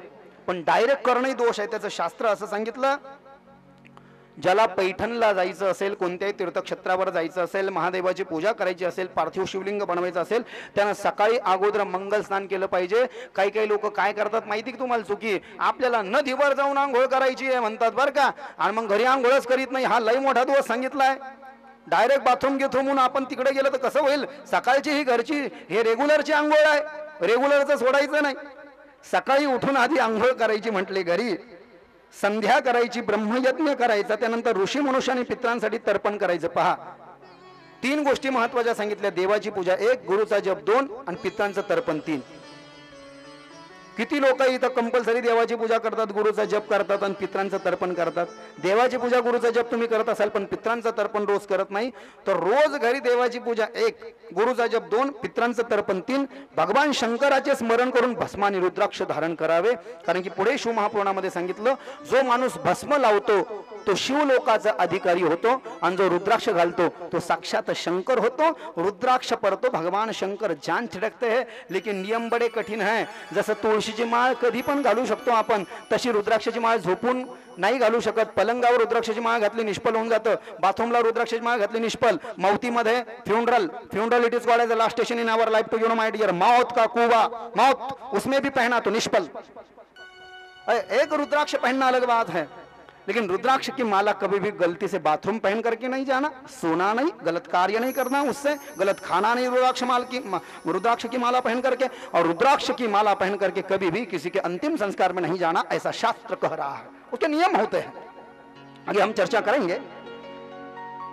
तर रोज सकाळी आंघोळ झाल्यावर देवाची पूजा 1, गुरुचा जप 2, पित्रांचं तर्पण 3, मग स्वतःला भस्म लावायचं 4 आणि रुद्राक्षाची माळा घालायची 5. याच्यामध्ये पुढे श्लोक आलाय, जे लोक महादेवाच्या मंदिरात जातात म्हटले, महादेव त्यांचं कव्हा ऐकतो माहिती का? जो कपाळाला असं भसम लावून जातो म्हणले आजी, असं भसम, आणि गळ्यामध्ये माळ घालून जातोय म्हटले त्याचं ऐकतो महादेव, नाही तर महादेवाला प्रसन्न होत नाही. महादेवानं कसं ओळखायचं? जसं लायसन नसलं तर केस मोठी होती, ऍक्सिडेंट झाला आणि ऍक्सिडेंट झाल्यावर ज्याच्याकडे लायसन नाही त्याच्यावर लंबी केस लागते का नाही, तसं महादेवानं कसं काय ओळखायचं? आमचा भक्त आला म्हणून मंदिरात भस्म कंपल्सरी आहे महादेवाच्या भक्ताला मंदिरात जाताना. याच्यामध्ये श्लोक आलाय शिव महापुराणामध्ये की विना भस्म त्रिपुंड्रेण विना रुद्राक्षमालया पूजितोपि महादेवो नाभीष्ट फलदायकम. 2597 1:2597 शिव महापुराण 1 विद्येश्वर संहिता नंबर 1 अध्याय नंबर 25 आणि श्लोक नंबर 97. सुत वाच विना भस्म त्रिपुंड्रकेन, कपाळाला भस्माच्या 3 रेषा ओढल्याशिवाय, विना भस्म त्रिपुंड्रकेन विना रुद्राक्षमालया, गळ्यामध्ये, अरे गळ्यामध्ये रुद्राक्षाची माळा घातल्याशिवाय, कपाळाला भस्माच्या 3 रेषा ओढल्याशिवाय जर का महादेवाच्या मंदिरात गेलो पूजा केली तर विशिष्ट फळ भेटत नाही. फळ भेटतं पण विशिष्ट नाही भेटत. अधिकस्य अधिक फलम. जसं फरक आहे ना, सगळे एका शाळेत शिकले तरी क्लास 1 वेगळा, क्लास 2 वेगळा, क्लास 3 वेगळा, चपराशी वेगळा, लिपिक वेगळा आणि साहेब वेगळा. शिकले तर सगळे एका शाळेत ना, पण फळ सगळ्याला वेगवेगळे भेटले. As per hour ability, as per hour gods, as per hour Calibri, as per hour quality, as per hour knowledge, as per hour efforts. आपल्या मेहनतीनुसार. अब तो मेरी उम्र ज्यादा हो गई, मैं तो 18-18 घंटे बैठ करके अभ्यास करता था पढ़ाई, अब तो मुझे घर वाले ज्यादा नहीं करने दे रहे भैया. हाँ, जो जितना करेगा वो उतना पाएगा, उसे कोई नहीं रोक सकता. तुम्हीच म्हणले लई मोठी कथा सांगा म्हणून लई पोट भरून सांगून राहिलो आजी मी आता तुम्हाला. आता जितकं जितकं घेता येईल युट्यूबवर जेवढं येईल तेवढं पहा तुम्ही. मी प्रत्येक कथेमध्ये वेगळं सांगतो. हे भस्माच्या 3 रेषा वाढल्याशिवाय बिना रुद्राक्षाची माळा घातल्याशिवाय शंकराची पूजा करू नये असा श्लोक आहे. याच्या मी तुम्हाला याच्यामध्ये नंबरासकट सांगितलाय तो श्लोक. हे टीव्ही वरचे लोक सांगत नसतील ते वेगळी गोष्ट आहे, त्यांचा अभ्यास असेल नसेल मला माहिती नाही. लेकिन भैया मैंने तो पढ़ाई की है, क्योंकि मैं पढ़ाई करके आया हूं ना. मैं तो ऐसी राजा रानी की गप्पा बातें करने थोड़ी आया हूं. एक था राजा एक थी रानी, दोनों मर गए, खत्म कहानी. ऐसे कीर्तन तो आप बहुत सुन रहे हो, मुझे क्या करना है उससे. तर उद्यापासून प्रत्येकानं थोड्या वेळात त्याचं महात्म्य येईल. भस्माचं महात्म्य येईल, रुद्राक्षाचं महात्म्य येईल. To be continued. पार्थिव शिवलिंगाची महिमा आपण ऐकत आहोत. शिवलिंग मंदिरातलं असू द्या एक, नीट ऐका, शिवलिंग मंदिरातलं असू द्या एक, आपल्या देवघरातलं असू द्या 2, किंवा तुळशीच्या कुंडीतलं असू द्या 3, नोहे एखाद्या तीर्थक्षेत्रावर जाऊन तुम्ही पार्थिव शिवलिंग जरी बनवलं, नदीच्या तटावर जाऊन पाण्याच्या खालची वाळू घेऊन किंवा शेतातली माती आणून चिखल करून, तरी शिवलिंग कोणत्याही शिवलिंगाची पूजा करा, फळ एकच आहे, पण पार्थिव शिवलिंगाची विशिष्ट पूजा सांगितलं. जे लोक शास्त्रशुद्ध उपचारानं श्रद्धा भक्तिपूर्वक अंतःकरणानं पार्थिव लिंगाचे व त्याच्या वेदीचे पूजन करतात त्याला काहीच कमी पडत नाही, काहीच कमी पडत नाही अशा भक्ताला. बरं, पार्थिव शिवलिंगाची पूजा का करावी याचं विशिष्ट कारण असं सांगितलं शिव महापुराणामध्ये. जे लोक, मला वाटतं ऋषी पंचमी बरोबर आणि रथसप्तमी असे काही सण असतात की माता माऊल्या ते ताटामध्ये शिवलिंग बनवतात बरोबर. ऋषी पंचमी ना बरोबर, वाळूचं शिवलिंग बनवतात, 100 झाडाची पानं वगैरे त्याला वाहतात, असे बरेच असतात तुमचे, आहे की नाही. तर पार्थिव शिवलिंग जे वाळूचं बनवतात म्हटले, विहिरीच्या पाण्यातली माती चालते त्याला आजी, नदीच्या पाण्याखालची तर चालतेच चालते, सरोवराची चालते, नोय समुद्राची सुद्धा विशिष्ट सांगितली आहे. रामेश्वरमला कधी आपण गेलो, ओडिसाला गेलो, समुद्र आहे, समुद्राच्या पाण्याखाली वाळू असते, सरोवराच्या पाण्याखाली वाळू असते, नदीच्या पाण्याखाली वाळू असते. नाहीच भेटलं तर आपल्या शेतातल्या विहिरीतल्या पाण्याच्या खालची वाळू सुद्धा चालते म्हटलं त्याला. त्याचं कारण असं आहे की जे लोक पार्थिव शिवलिंगाची पूजा करतात मरण पावल्यानंतर ते रुद्र लोकाला जातात, रुद्र शंकराच्या लोकाला जातात, नो डाऊट. आणि हे काही आपण कन्फर्म सांगू शकत नाही की आपण कोणत्या लोकाला जाऊ. असं लोक म्हणतात बुवा विष्णूची भक्ती केली तर वैकुंठवासी, शंकराची भक्ती केली तर कैलासवासी, पण जाऊन कोणी पाहिलं खरं. पण याच्यामध्ये कन्फर्म सांगितलं, कन्फर्म जे पार्थिव शिवलिंगाची पूजा करतात ते मरण पावल्यावर रुद्र लोकाला जातात म्हटले. जो त्रिकाल संध्या समयी त्रिकाल संध्या समयी म्हणजे सकाळी आंघोळ केल्यानंतर 1, दुपारी आंघोळ केल्यानंतर 2 आणि संध्याकाळी आंघोळ केल्यानंतर 3, तिन्ही काळाच्या आंघोळीच्या नंतर महादेवाच्या पिंडीवर बेलाचं पान ठेवतो म्हटले. बेलाचं पान ठेवून शंकराची पूजा करतो, तो जीवन मुक्त होतो म्हटले. देहीच विदेही भोगू दशा, जिवंत आहे म्हटले, देहात आहे पण विदेही आहे. भाव असा ठेवायचा म्हटले. बघता येसे जाणा जे देही उदास गेले आशा पाश निवारोणी, विषय तो त्यांचा झाला नारायण नावडे जनधन माता पिता, निर्वाणी गोविंद असे मागे पुढे काहींच साकडे पडो नेदी. तुका म्हणे सत्य कर्मा भावे साय घातली अभय नरका जाणे. 748 अभंगाचा नंबर तुकाराम महाराजाच्या गाथ्यामध्ये कैलासवासी बाबूराव देवडी कृतभंग गाथा अभंगाचा नंबर 748. देहीच विषय तो त्यांचा झाला नारायण, बघतायसे जाणा जे देही उदास. देहात जिवंत आहे म्हणले पण उदास आहे म्हटले. बेल वाहिल्यानं माणूस असा सिरियस होतो. सिरियस काय म्हणतात मराठीत त्याला, असा म्हणजे काहीच बोलत नाही, बिलकुल सिन्सिअर सिरियस. बेल वाहिल्यानं काय म्हटले, महादेवाच्या पार्थिव शिवलिंगाची पूजा केल्यावर मरण पावल्यावर रुद्र लोकाला जातो आणि महादेवाला जो बेलाचं पान वाहतो म्हटले तो जीवनमुक्त होतो निश्चितपणे. आणि जो महादेवाच्या पार्थिव शिवलिंगाची पूजा करतो, कपाळाला त्रिपुंड लावतो, गळ्यामध्ये रुद्राक्षाची माळ घालतो, ओम नमः शिवाय या मंत्राचा जप करतो म्हटले, अशा भक्ताचं जर का दर्शन जरी केलं म्हटले तर अशा महादेवाच्या भक्ताच्या पायाच्या स्पर्शानं सुद्धा अनेक प्रकारची पाप नाहीशी होतात. इतकी शक्ती त्या भगवान शंकराच्या एकनिष्ठ शिवभक्तामध्ये या शिवमहापुराणामध्ये सांगितली आहे. जो नित्य पार्थिव लिंग बनवून त्याची मनोभावी पूजा करतो तो अनंत काळ शिवलोकी राहतो. अनंत काळ नित्य. आपण विशिष्ट काळी बनवतो, आपण नदीला आंघोळ गेलो तेव्हाच बनवतो, पण रोज जर का 1 वाळूचं शिवलिंग बनवलं म्हणले आजी तर जवळ तुमचं मन भरत नाही तवर शंकराजवळ राहतो तुम्ही. अनंत लोकी अनंत काळ तो शिवलोकामध्ये राहतो म्हटले हरकत नाही. जो सकाम भावनेनं पार्थिव लिंगाचे पूजन करतो त्याला ऐश्वर्य प्राप्त होते. सकाम 2 प्रकार आहेत भक्तीचे, सकाम आणि निष्काम. भक्ती तर करायची पण भगवान मुझे कुछ नहीं चाहिए और दूसरा मुझे सब कुछ चाहिए. खोका जब हाथ आएगा कॉलर टाइट हो जाएगा, पैसा चाहिए, माला माल हीरे जवाहरात मोती चाहिए, हम everything is all right in our life but our mind is upset to you know. सब कुछ है. मैंने तो देखा है कई कई लोगों के गले में सोने की चैन है. क्या है? कई कई लोगों के गलों में सोने की चैन है लेकिन रात में चैन से नहीं सो पा रहे हैं. चैन से सोने के लिए उनको गोली खाना पड़ रही है. हाँ, चैन तो सोने की पहन रखी है, हाँ, एक नहीं 2 ऐसी टप्पू टप्पू 2 सोने की चैन पहन रखी है लेकिन चैन से नहीं सो पा रहे क्योंकि समाधान एकच समाधान नाही त्यांच्याकडे. आणि समाधान नावाची गोळी काही मेडिकल मध्ये भेटत नाही बुवा. आजी मेडिकल वाल्याला जाऊन म्हणा बरं दादा एक समाधान नावाची सॅटिस्फॅक्शन नावाची टॅबलेट दे बरं. ते म्हणा दिमाग तर नाही सडलं ना, मेंदूत पाणी तर नाही झालं ना भाऊ, कुठून आणली ही गोळी.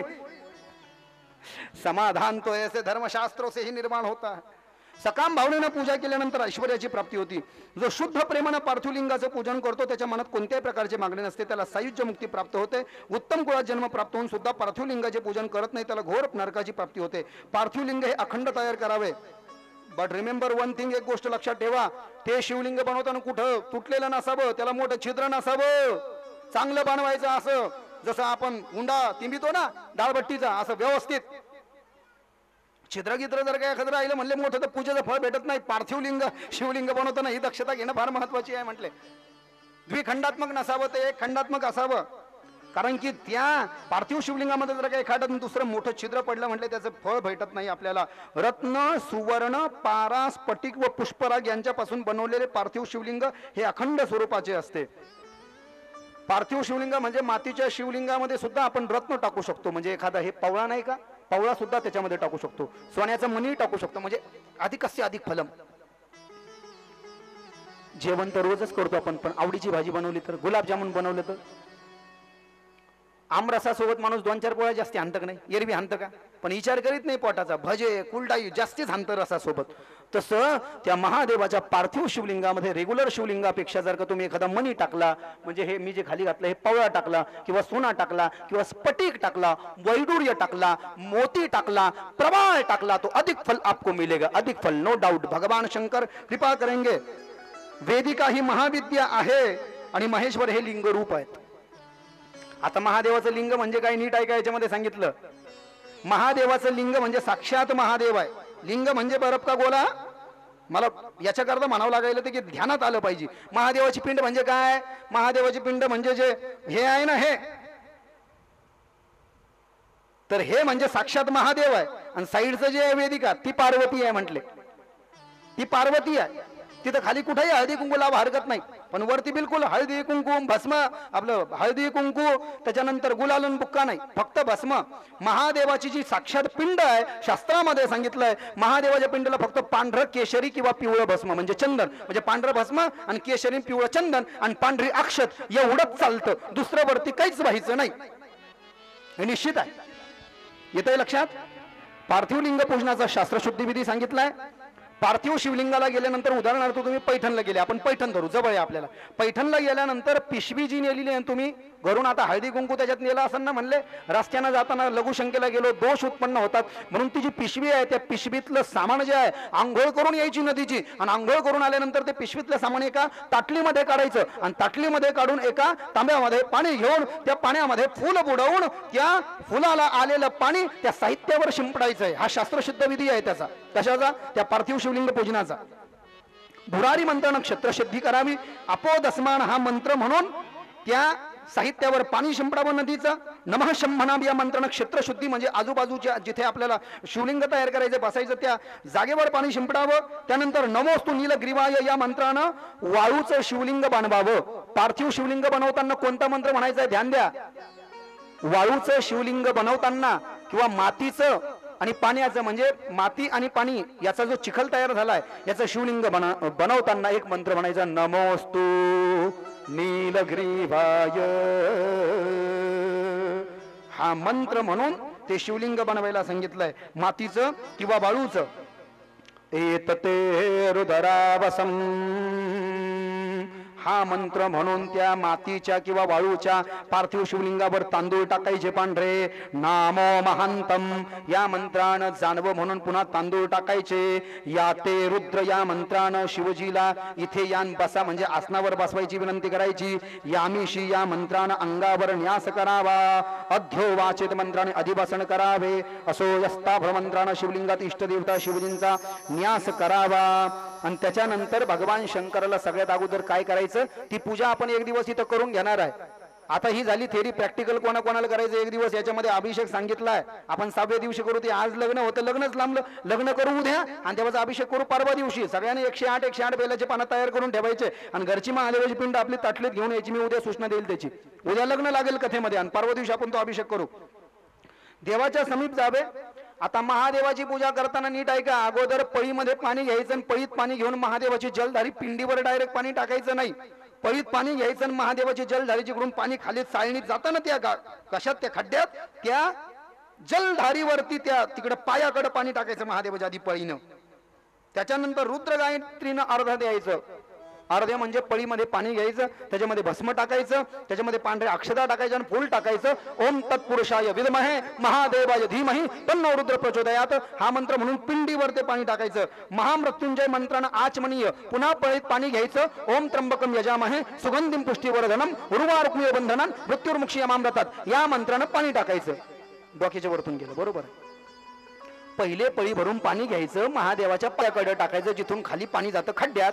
दुसऱ्यांदा पुन्हा पळी भरून पाणी घ्यायचं, त्याच्यामध्ये भस्म टाकायचं, चंदन टाकायचं, अक्षता टाकायचं, फूल टाकायचं आणि महादेवाच्या पिंडीवर टाकायचं आणि ओम तत्पुरुषाय विद्महे महादेवाय तन्नो रुद्र प्रचोदयात रुद्र गायत्री म्हटलंय. नाही आलं तर सोडून द्यायचं, नमः शिवाय म्हणा, काही हरकत नाही. पुन्हा पळी भरून पाणी घ्यायचं. ओम त्र्यंबकम यजामहे सुगंधिम पुष्टिवर्धनम उर्वारुक्मिय बंधनम मृत्युर्मुक्षीयमामृतात याला आचमनीयम स्थान असं म्हटलंय. हे मंत्र म्हणून ते पाणी पुन्हा पिंडीवरच टाकायचं आणि नंतर पंचामृतानं आंघोळ घालायची, तुपानं वगैरे, आणि त्याच्यानंतर शुद्ध पाण्यानं आंघोळ घालायची. आता झालं का? आंघोळीचं मॅटर संपलं. आंघोळीचं मॅटर झाल्यानंतर महादेवाला कपड्यानं पुसल्यावर सगळ्यात आधी काय करायचं सांगा?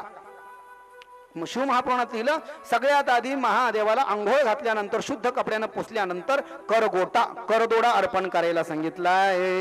याला करगोटा, इसको रक्षा सूत्र कहा है प्यारे. ये महादेव को बड़ा पसंद आता है. किस रंग का जानते हो? सफेद रंग का चलेगा, लाल रंग का चलेगा, पीले रंग का चलेगा, काले रंग का नहीं चलेगा. मैंने बहुत बार देखा है कि बहुत सारे लोग क्या करते हैं, एक काला धागा लेते हैं और काले धागे में रुद्राक्ष पहनते हैं. बड़ा बिल्कुल गलत है. काले धागे में रुद्राक्ष नहीं पहना जाता है. सफेद धागे में पहन सकते हो, लाल धागे में पहन सकते हो या पीले धागे में पहन सकते हो. काले में कभी भी नहीं पहनना, गलती से भी मत पहनना. म्हणून महादेवाला लाल दोरा, पिवळा दोरा किंवा पांढरा दोरा व्हायचा आहे, करगोटा म्हणून उत्तरीय वस्त्र, वस्त्रमाळ व्हायची, सत्पुतल्या व्हायच्या, यज्ञोपवीत जानवं घालायचं. अगोदर करदोडा एक, जानव दोन, वस्त्रमाळ तीन, हा विधी सांगितलाय महादेवाचा. मग महादेवाला पांढरं गंध लावायचं, अक्षदा व्हायच्या पांढऱ्या, फूल अर्पण करायचं, धूप लावायचा, उदबत्तीनं ओवायचं, डाव्या हातानं घंटा वाजवायची आणि नैवेद्य दाखवायचा. महादेवाला शंखाच्या पाण्याची आंघोळ चालत नाही, चुकी नाही. महादेवाला शंखाचं पाणी घालायचं नाही. बाकीच्या देवांना चालतं, महादेवाला चालत नाही. निरंजन ओवायचं, साष्टांग प्रणिपात करायचा, शिवयागाचा पाठ करायचा आणि शिवजींचं मग विसर्जन करायचं. अशा पद्धतीनं पार्थिव लिंग पूजनाचं महात्म्य सांगितलंय. किती शिवलिंग बनवल्यावर काय फायदा आहे की सूत सूत महाभाग व्यास शिष्यम नमोस्तुते सम्यगुक्तम त्वया तातम पार्थिवार्चन विधानकम. आपण एक पार्थिव शिवलिंगाचं वर्णन ऐकलंय. पुढे असं सांगितलंय की किती शिवलिंगाची पूजा जर का केली, म्हणजे किती वाळूचे शिवलिंग बनवले तर काय फायदा आहे. विद्यार्थी जे MPSC देतात, UPSC देतात, एक एक दोन दोन मार्कावरनं लोक चालले आहेत ना, तर अशा लोकांनी काय करावं, वाळूचे 1000 शिवलिंग बनवावे. किती? वाळूचे किंवा मातीचे 1000 शिवलिंग बनवावे आणि तितके शिवलिंग बनवून त्याची पूजा करावी. म्हणजे थोड्या मार्कावरून चालला असेल तर फळ. अभ्यास करायचाच नाही असं नाही, अभ्यास जरूर करायचा आहे बरं का. एका महाराजांनी सांगितलं होतं अभ्यासच नाही करायचा असं नाही, अभ्यास जरूर करायचं, पण 1-2 मार्कांनी चाललं. भगवान शंकराची कनेक्शन, नाळ जोडण्याकरता कनेक्टिव्हिटी. 1000 शिवलिंगाची पूजा करावी विद्यार्थ्यांनी, जरूर यश प्राप्त होईल.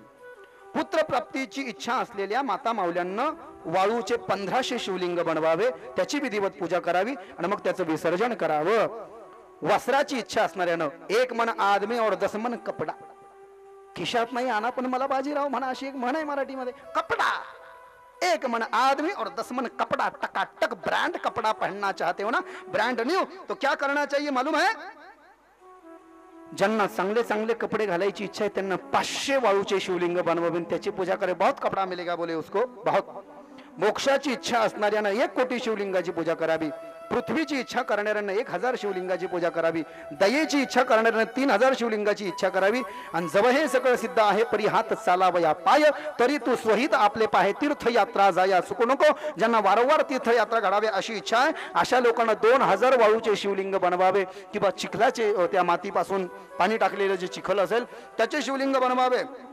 त्यांना वारंवार तीर्थयात्रेचा योग येईल. मित्राची इच्छा करणाऱ्यांना 3000 शिवलिंगाची पूजा करावी आणि दारिद्र्य घालवण्यासाठी 5000 शिवलिंगाची पूजा करो. दारिद्र्य, पैसा, बहुत पैसा चाहिए और काम नहीं बन पा रहा है, तो 5000 शिवलिंग सांगितले. याच्यामध्ये 5000 वाळूचे नित्य पूजेचे. एवढा खटाटोप नसन करायचं तर you don't worry about it, don't take tension. बिलकुल नाही म्हटले काय, एकच शिवलिंग, एकच फक्त तुमच्या तुळशीतलं किंवा देवघरातल्या शिवलिंगाची ईमानदारीने पूजा करा म्हटले. अरे मंदिर में जब जाओगे तब जाओगे मेरे प्यारे, और द्वादश ज्योतिर्लिंग जब जाओगे तब जाओगे, गंगा डुबकी जब लगाओगे तब लगाओगे, गंगा जब नहाओगे तब नहाओगे, काशी विश्वनाथ के दर पर जब मत्था टेकोगे तब टेकोगे, त्र्यंबकेश्वर जब जाओगे तब जाओगे, कृष्णेश्वर जब जाओगे तब जाओगे, लेकिन घर के शिवलिंग की तो पहली पूजा करो प्यारे. बऱ्याच जणांचे देव घर पाहिले मी, देवाच्या घराच्या खाली पालीचा अड्डा आणि पाठीमागे उंदराचा. एकच शिवलिंग जे आहे म्हटले आपलं देव घरातलं ते आपल्या इच्छा पूर्ण करतील. शिवलिंगाच्या नित्य पूजनानं सर्व संकटातून मुक्तता मिळते. शुभ शुभले शिव का, टाइमात कथा संपणारे 15 मिनिटात. शुभ शुभले शिव का नाम करले बनते ये शुभ काम. शुभ शुभले शिव का नाम, शिव आएंगे तेरे द्वार. ओम नमः शिवाय, हरि ओम नमः शिवाय, ओम नमः शिवाय, ओम नमः शिवाय.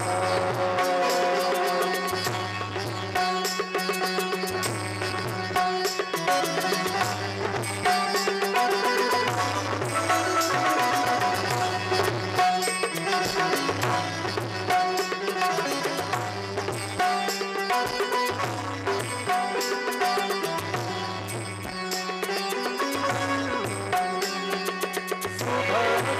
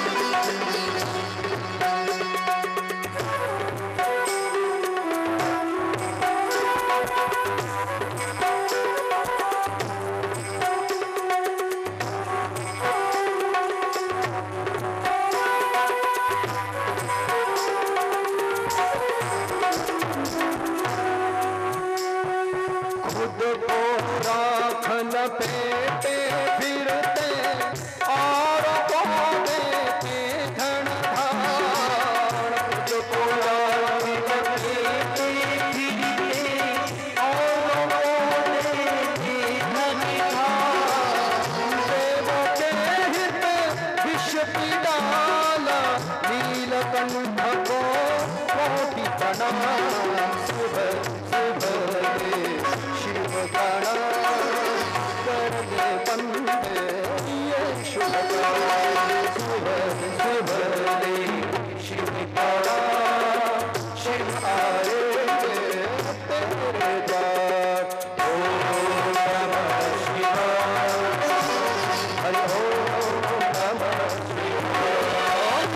तेरे द्वार।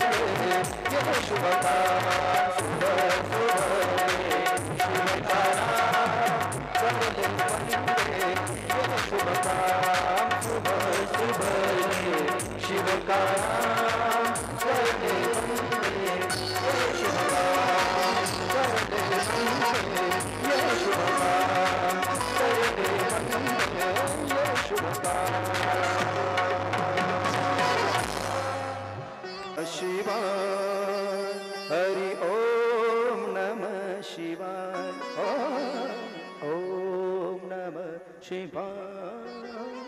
हरि ओम नमः शिवाय। बस आपलं संपतंय टाइमाच्या आत। कालचं 1 घंटा पेंडिंग पावसामुळे। सकाळी सकाळी घ्या ना शंकराचं नाव माऊल्यांनो,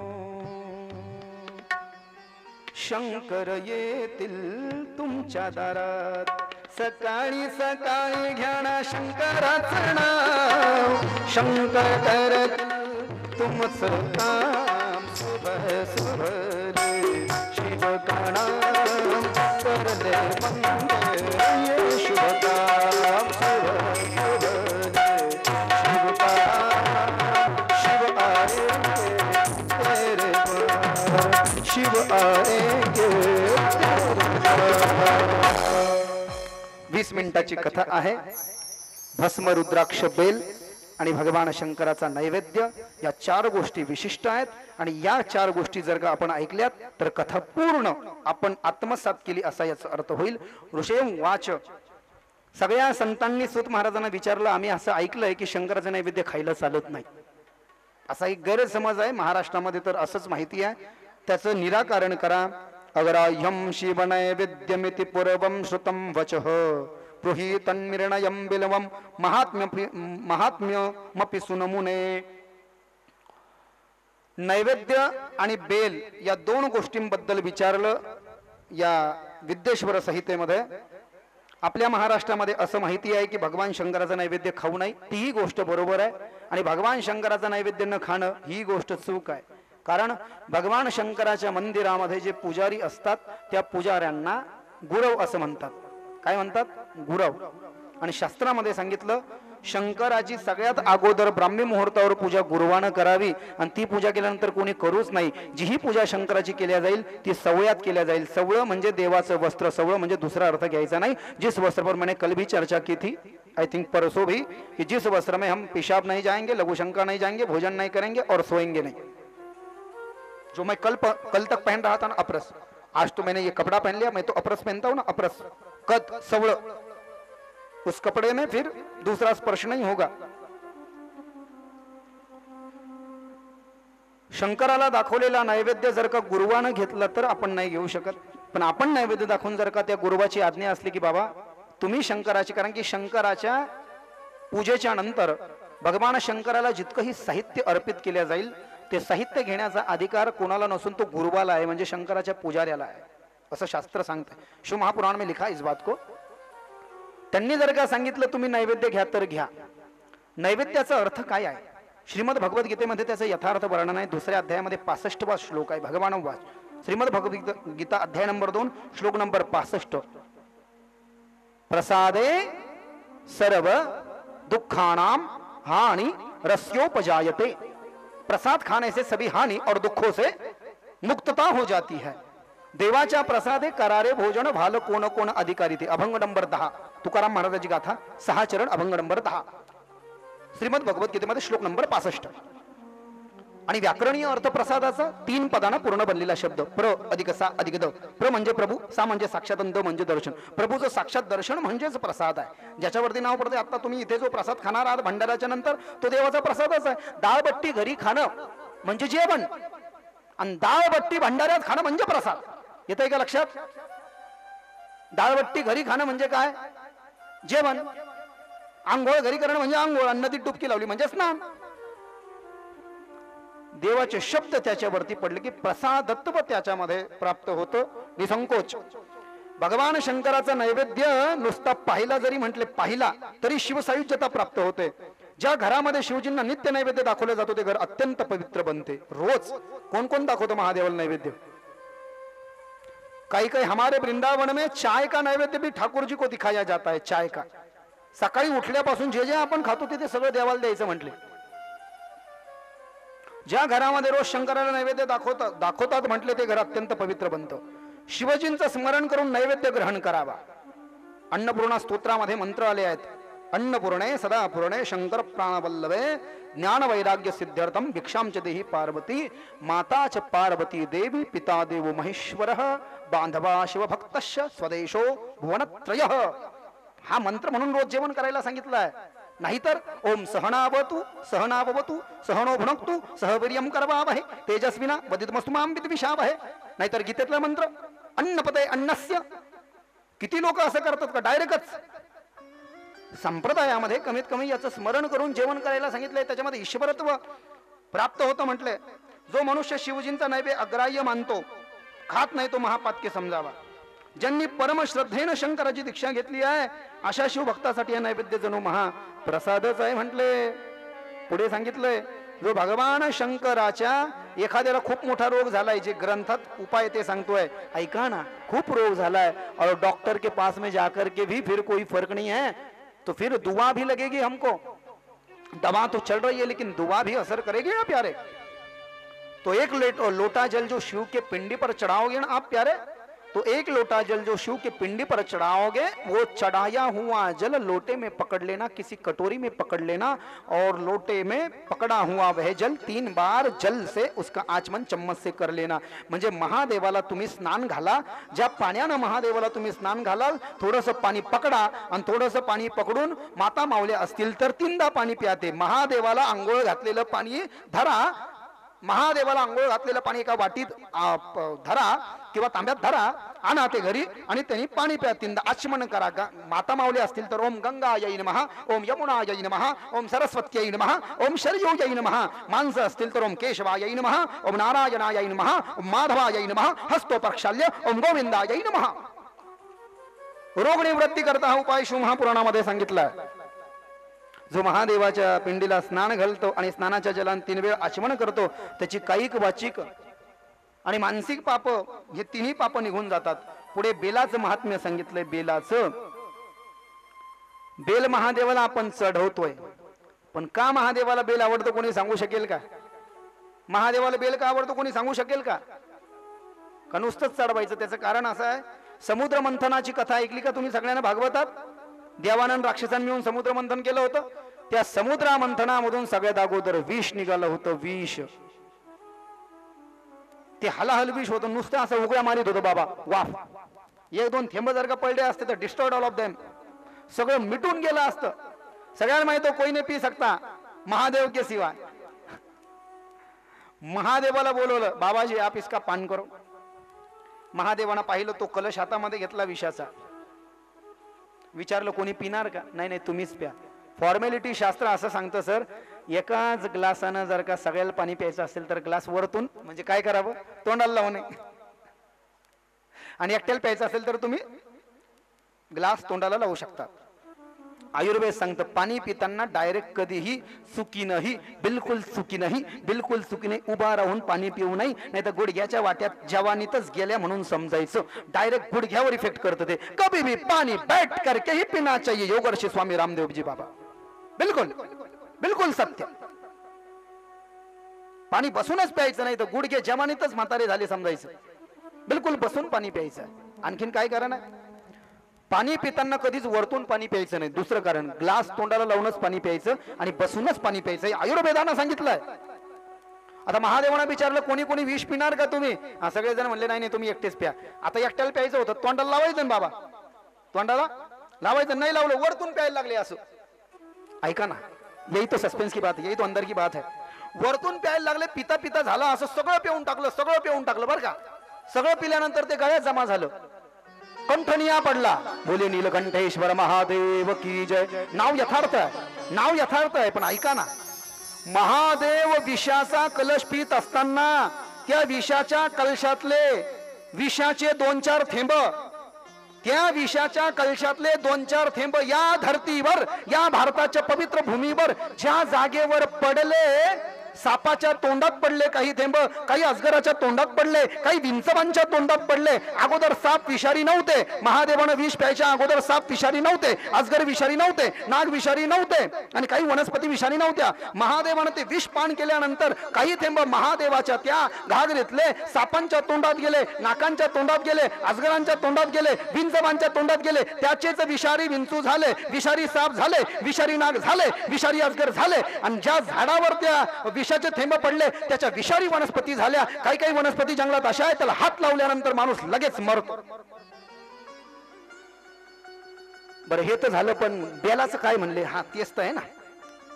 आता विष जरी महादेवानं पिलं, मरता तो नाही, वो तो मर नहीं सकता प्यारे, वो तो आदि है अंत है. पण चक्कर जरूर आली महादेवाला. महादेवानं ते पिलं आणि पिल्यानंतर महादेव मूर्छित हो गए. महादेव को चक्कर आ गई प्यारे, उठ नहीं रहे थे. सब लोग रो रहे. बाप पार्वती माता आता आपला जीव घेईन, देव उठणच नाही. बा पार्वती म्हणून तुम्हीच विष पाजलं माझ्या नवऱ्याला, उठणच नाही. सबके दिमाग सुन्न हो गए. हमने भगवान को विष पीने की विनती की, भगवान ने पिया भी, गला नीला हो गया और चक्कर खा करके जमीन के बल गिर पड़े. महादेवाला बेलाचं नावही माहित नव्हतं. ऐका ना, या समुद्र मंथन कथेच्या आधी का महादेवाला बेल वाहीची सुरुवात झाली, कोणी आधी वाहिला, महादेवाला बेल का आवडता, त्याची कथा आहे. बेलाचा महादेवाचा काही संबंध नव्हता विष प्यायच्या आधी. समुद्र मंथनाच्या तटावर महादेव विष पिऊन बेशुद्ध पडले. त्या समुद्र मंथनाच्या तटावरती एक बेलाचं झाड होतं, एकही डंठल पत्ता तीन, जगात एक वनस्पति इसको बोलते हैं डंठल, एक ही डंठल पत्ता तीन, एकच देठ पान तीन, बाकी देठ एक पान एक ही डंठल पत्ता एक। लेकिन ये बेल जो है एक ही डंठल पत्ता तीन जो है ना, इसमें हे बेलाचं झाड लागलेलं होतं त्या नदीच्या त्या समुद्राच्या तटावर। एक वैद्य होता तिथं, सगळे देवता म्हणले काय पाहता तुम्ही, काहीतरी करा। ते म्हणलं काय करा, माझं डोकं बंद पडेना, पण ते समोरचं जे झाड आहे बेलाचं ते मला काहीतरी भयान वाटतंय, आणि पाहू बा त्याचा रस करून। महादेव उठला तर उठला, काय म्हटलं ते वैद्य, काय म्हटलं, महादेवाला बेलाचं नावही माहित नव्हतं सर त्याच्या आधी, उठला तर उठलं बा महादेव। त्या वैद्यानं काय केलं, त्या बेलाच्या झाडाचे 2-4 पानं असे तोडले मावले हो, आणि त्याला असं रगडीलं, त्याचा रस बनवला। काय केलं, त्याचा रस बनवला बा, आणि रस बनवून आमच्या महादेवाच्या, जो विष पिऊन महादेव जे समुद्र मंथनातून निघालेलं विष महादेवानं पिलं होतं, ते विष पिऊन महादेव जे विशुद्ध पडले होते, महादेव उठ के खड़े हो गए और बोला, अरे भैया कौन सी वो दवा है, ऐसी कौन सी दवा है जिससे मैं उठ खड़ा हुआ हूं। भोलेनाथ, हाँ, वो सामने जो वृक्ष दिखाई दे रहा है ना बेल का, वही वृक्ष है, उसी के रस से आप उठ खड़े हुए। महादेव दौड़े चले गए और उन्होंने उस बेल के वृक्ष को अपने हृदय से समेट लिया और कहा, आज से जो भक्त मुझे एक ही डंठल पत्ता तीन, ये बेल का पत्ता चढ़ाएगा, मुझे मेरे भक्त से कुछ नहीं चाहिए, बस मुझे एक बेल का पत्ता चढ़ा दे, एक बेल का पत्ता चढ़ा दे, मुझे भस्म लगा दे और चूरमे का लड्डू दे दे, उसका कल्याण हो जाएगा। पार्वती पतये हर हर महादेव की जय, बोलिए बिल्वेश्वर भगवान की जय। महादेव उठून त्या रसानं उठले होते, बेशुद्ध पडले होते, तेव्हापासून बेलाचं पान, भस्म आणि चुरम्याचा लड्डू। बेलाचं महात्म्य सांगताना सांगितलं, बेलाचं जे झाड आहे ते महादेवाचं रूप आहे, देवदेवतांनी देखील त्याची स्तुती केली आहे। बेलाचं झाड जर का घराच्या उत्तर दिशेला लावलं तर सर्प घराची पायरी चढत नाहीत। आणखीन बेलाचं महात्म्य सांगताना सांगितलंय, ज्या माणसानं जीवनामध्ये कधीच परमार्थ केला नाही, पूजापाठ केली नाही, शंकराची पूजा केली नाही, विष्णूची पूजा केली नाही, आणि अशा एखाद्या माणसाचं निधन झालं, आणि अशा माणसाचं निधन झाल्यानंतर मरण पावलेल्या त्या माणसाची शवयात्रा, मरण पावलेल्या त्या माणसाची शवयात्रा जर का बेलाच्या झाडाच्या खालून घेऊन जर का गेले किंवा नेण्यात आली तर तत्क्षण तो जीव मुक्त होतो आणि कैलास लोकाला जातो। इतकं महादेवाला ते बेलाचं झाड आणि बेलाचं पान अतिशय विशिष्ट महत्वाचं आहे, अतिप्रिय आहे। आणखीन महादेवाच्या बेलाच्या झाडाच्या मुळाशी, म्हणजे महादेवाच्या बेलाच्या झाडाखाली जर का पार्थिव शिवलिंगाची पूजा केली तर मनोकामना पूर्ण होतात। पुढे ऐका, महादेवाच्या बेलाच्या झाडाखाली बसून जर का तांब्याचा तांब्या पाण्याने भरून घेतला, आजी महादेवाच्या बेलाच्या झाडाचा खाली बसून तांब्याचा तांब्या पाण्याने भरून घेतला आणि एक बेलाचं पान जर का हातात घेतलं, बेलाचं पान असं त्या तांब्याच्या पाण्यात बुडवलं आणि बेलाचं पान तांब्याच्या पाण्यात बुडून ते पाणी डोक्यावर असं शिंपडलं, म्हटलं काशी, पुन्हा असं पान बुडवलं आणि शिंपडलं पाणी डोक्यावर, म्हटलं हरिद्वार। तर आपण त्या बेलाच्या पाण्यानं ते पाणी महादेवाच्या बेलाच्या झाडाखाली बसून ते पाण्यात तांब्यातलं पाणी आपल्या डोक्यावर शिंपून ज्या तीर्थाचं नाव घेऊ त्या तीर्थयात्रेचं फळ तत्क्षण पदरात पडतं। इतकं पॉवरफुल बेलाचं झाड, पुढं खूप आहे, महत्वाचं आहे ते बेलाचं झाड। ते बेलाचं झाड खूप महत्वाचं आहे, माझ्याकडे सांगायला वेळ नाही। आध्यात्मिक तर मी तुम्हाला सांगितलं, पण आयुर्वेदिक दृष्ट्या, वैज्ञानिक दृष्ट्या त्याचा खूप फायदा है। एक बीमारी है, पूरी दुनिया परेशान है, उस बीमारी का नाम बोलिए जरा, क्या है? हाँ, सरांना बरोबर सांगितलं, मूळव्याध बरोबर आहे, पाईल्स, बवासीर। बेलाच्या झाडाचं मूळ, त्या बेलाच्या झाडाचं मूळ जर का जमिनीतून उकरून आणलं, त्या बेलाच्या झाडाच्या मुळाला जर का धुतलं आणि त्याचं जर का चूर्ण केलं मिक्सर मधून काढून किंवा पाट्यावर त्याला रगडून, आणि त्या बेलाच्या झाडाचं चूर्ण जेवढं होईल तेवढी साखर बारीक करून जर का त्याच्यात टाकली, नीट ऐका मूळव्याध वाले, म्हणजे जर का दवाखान्यात फरक पड़त नसेल तो ये उपाय भी उस पर लागू है। दवाखाने का तो चलता ही रहेगा, कोई समस्या नहीं है उसमें। लेकिन कहा प्यारे, बेलाच्या झाडाचं मूळ असं बारीक करून त्याच्यामध्ये जर का मराठी में क्या, पीसी हुई शक्कर, मराठीत काय, हा,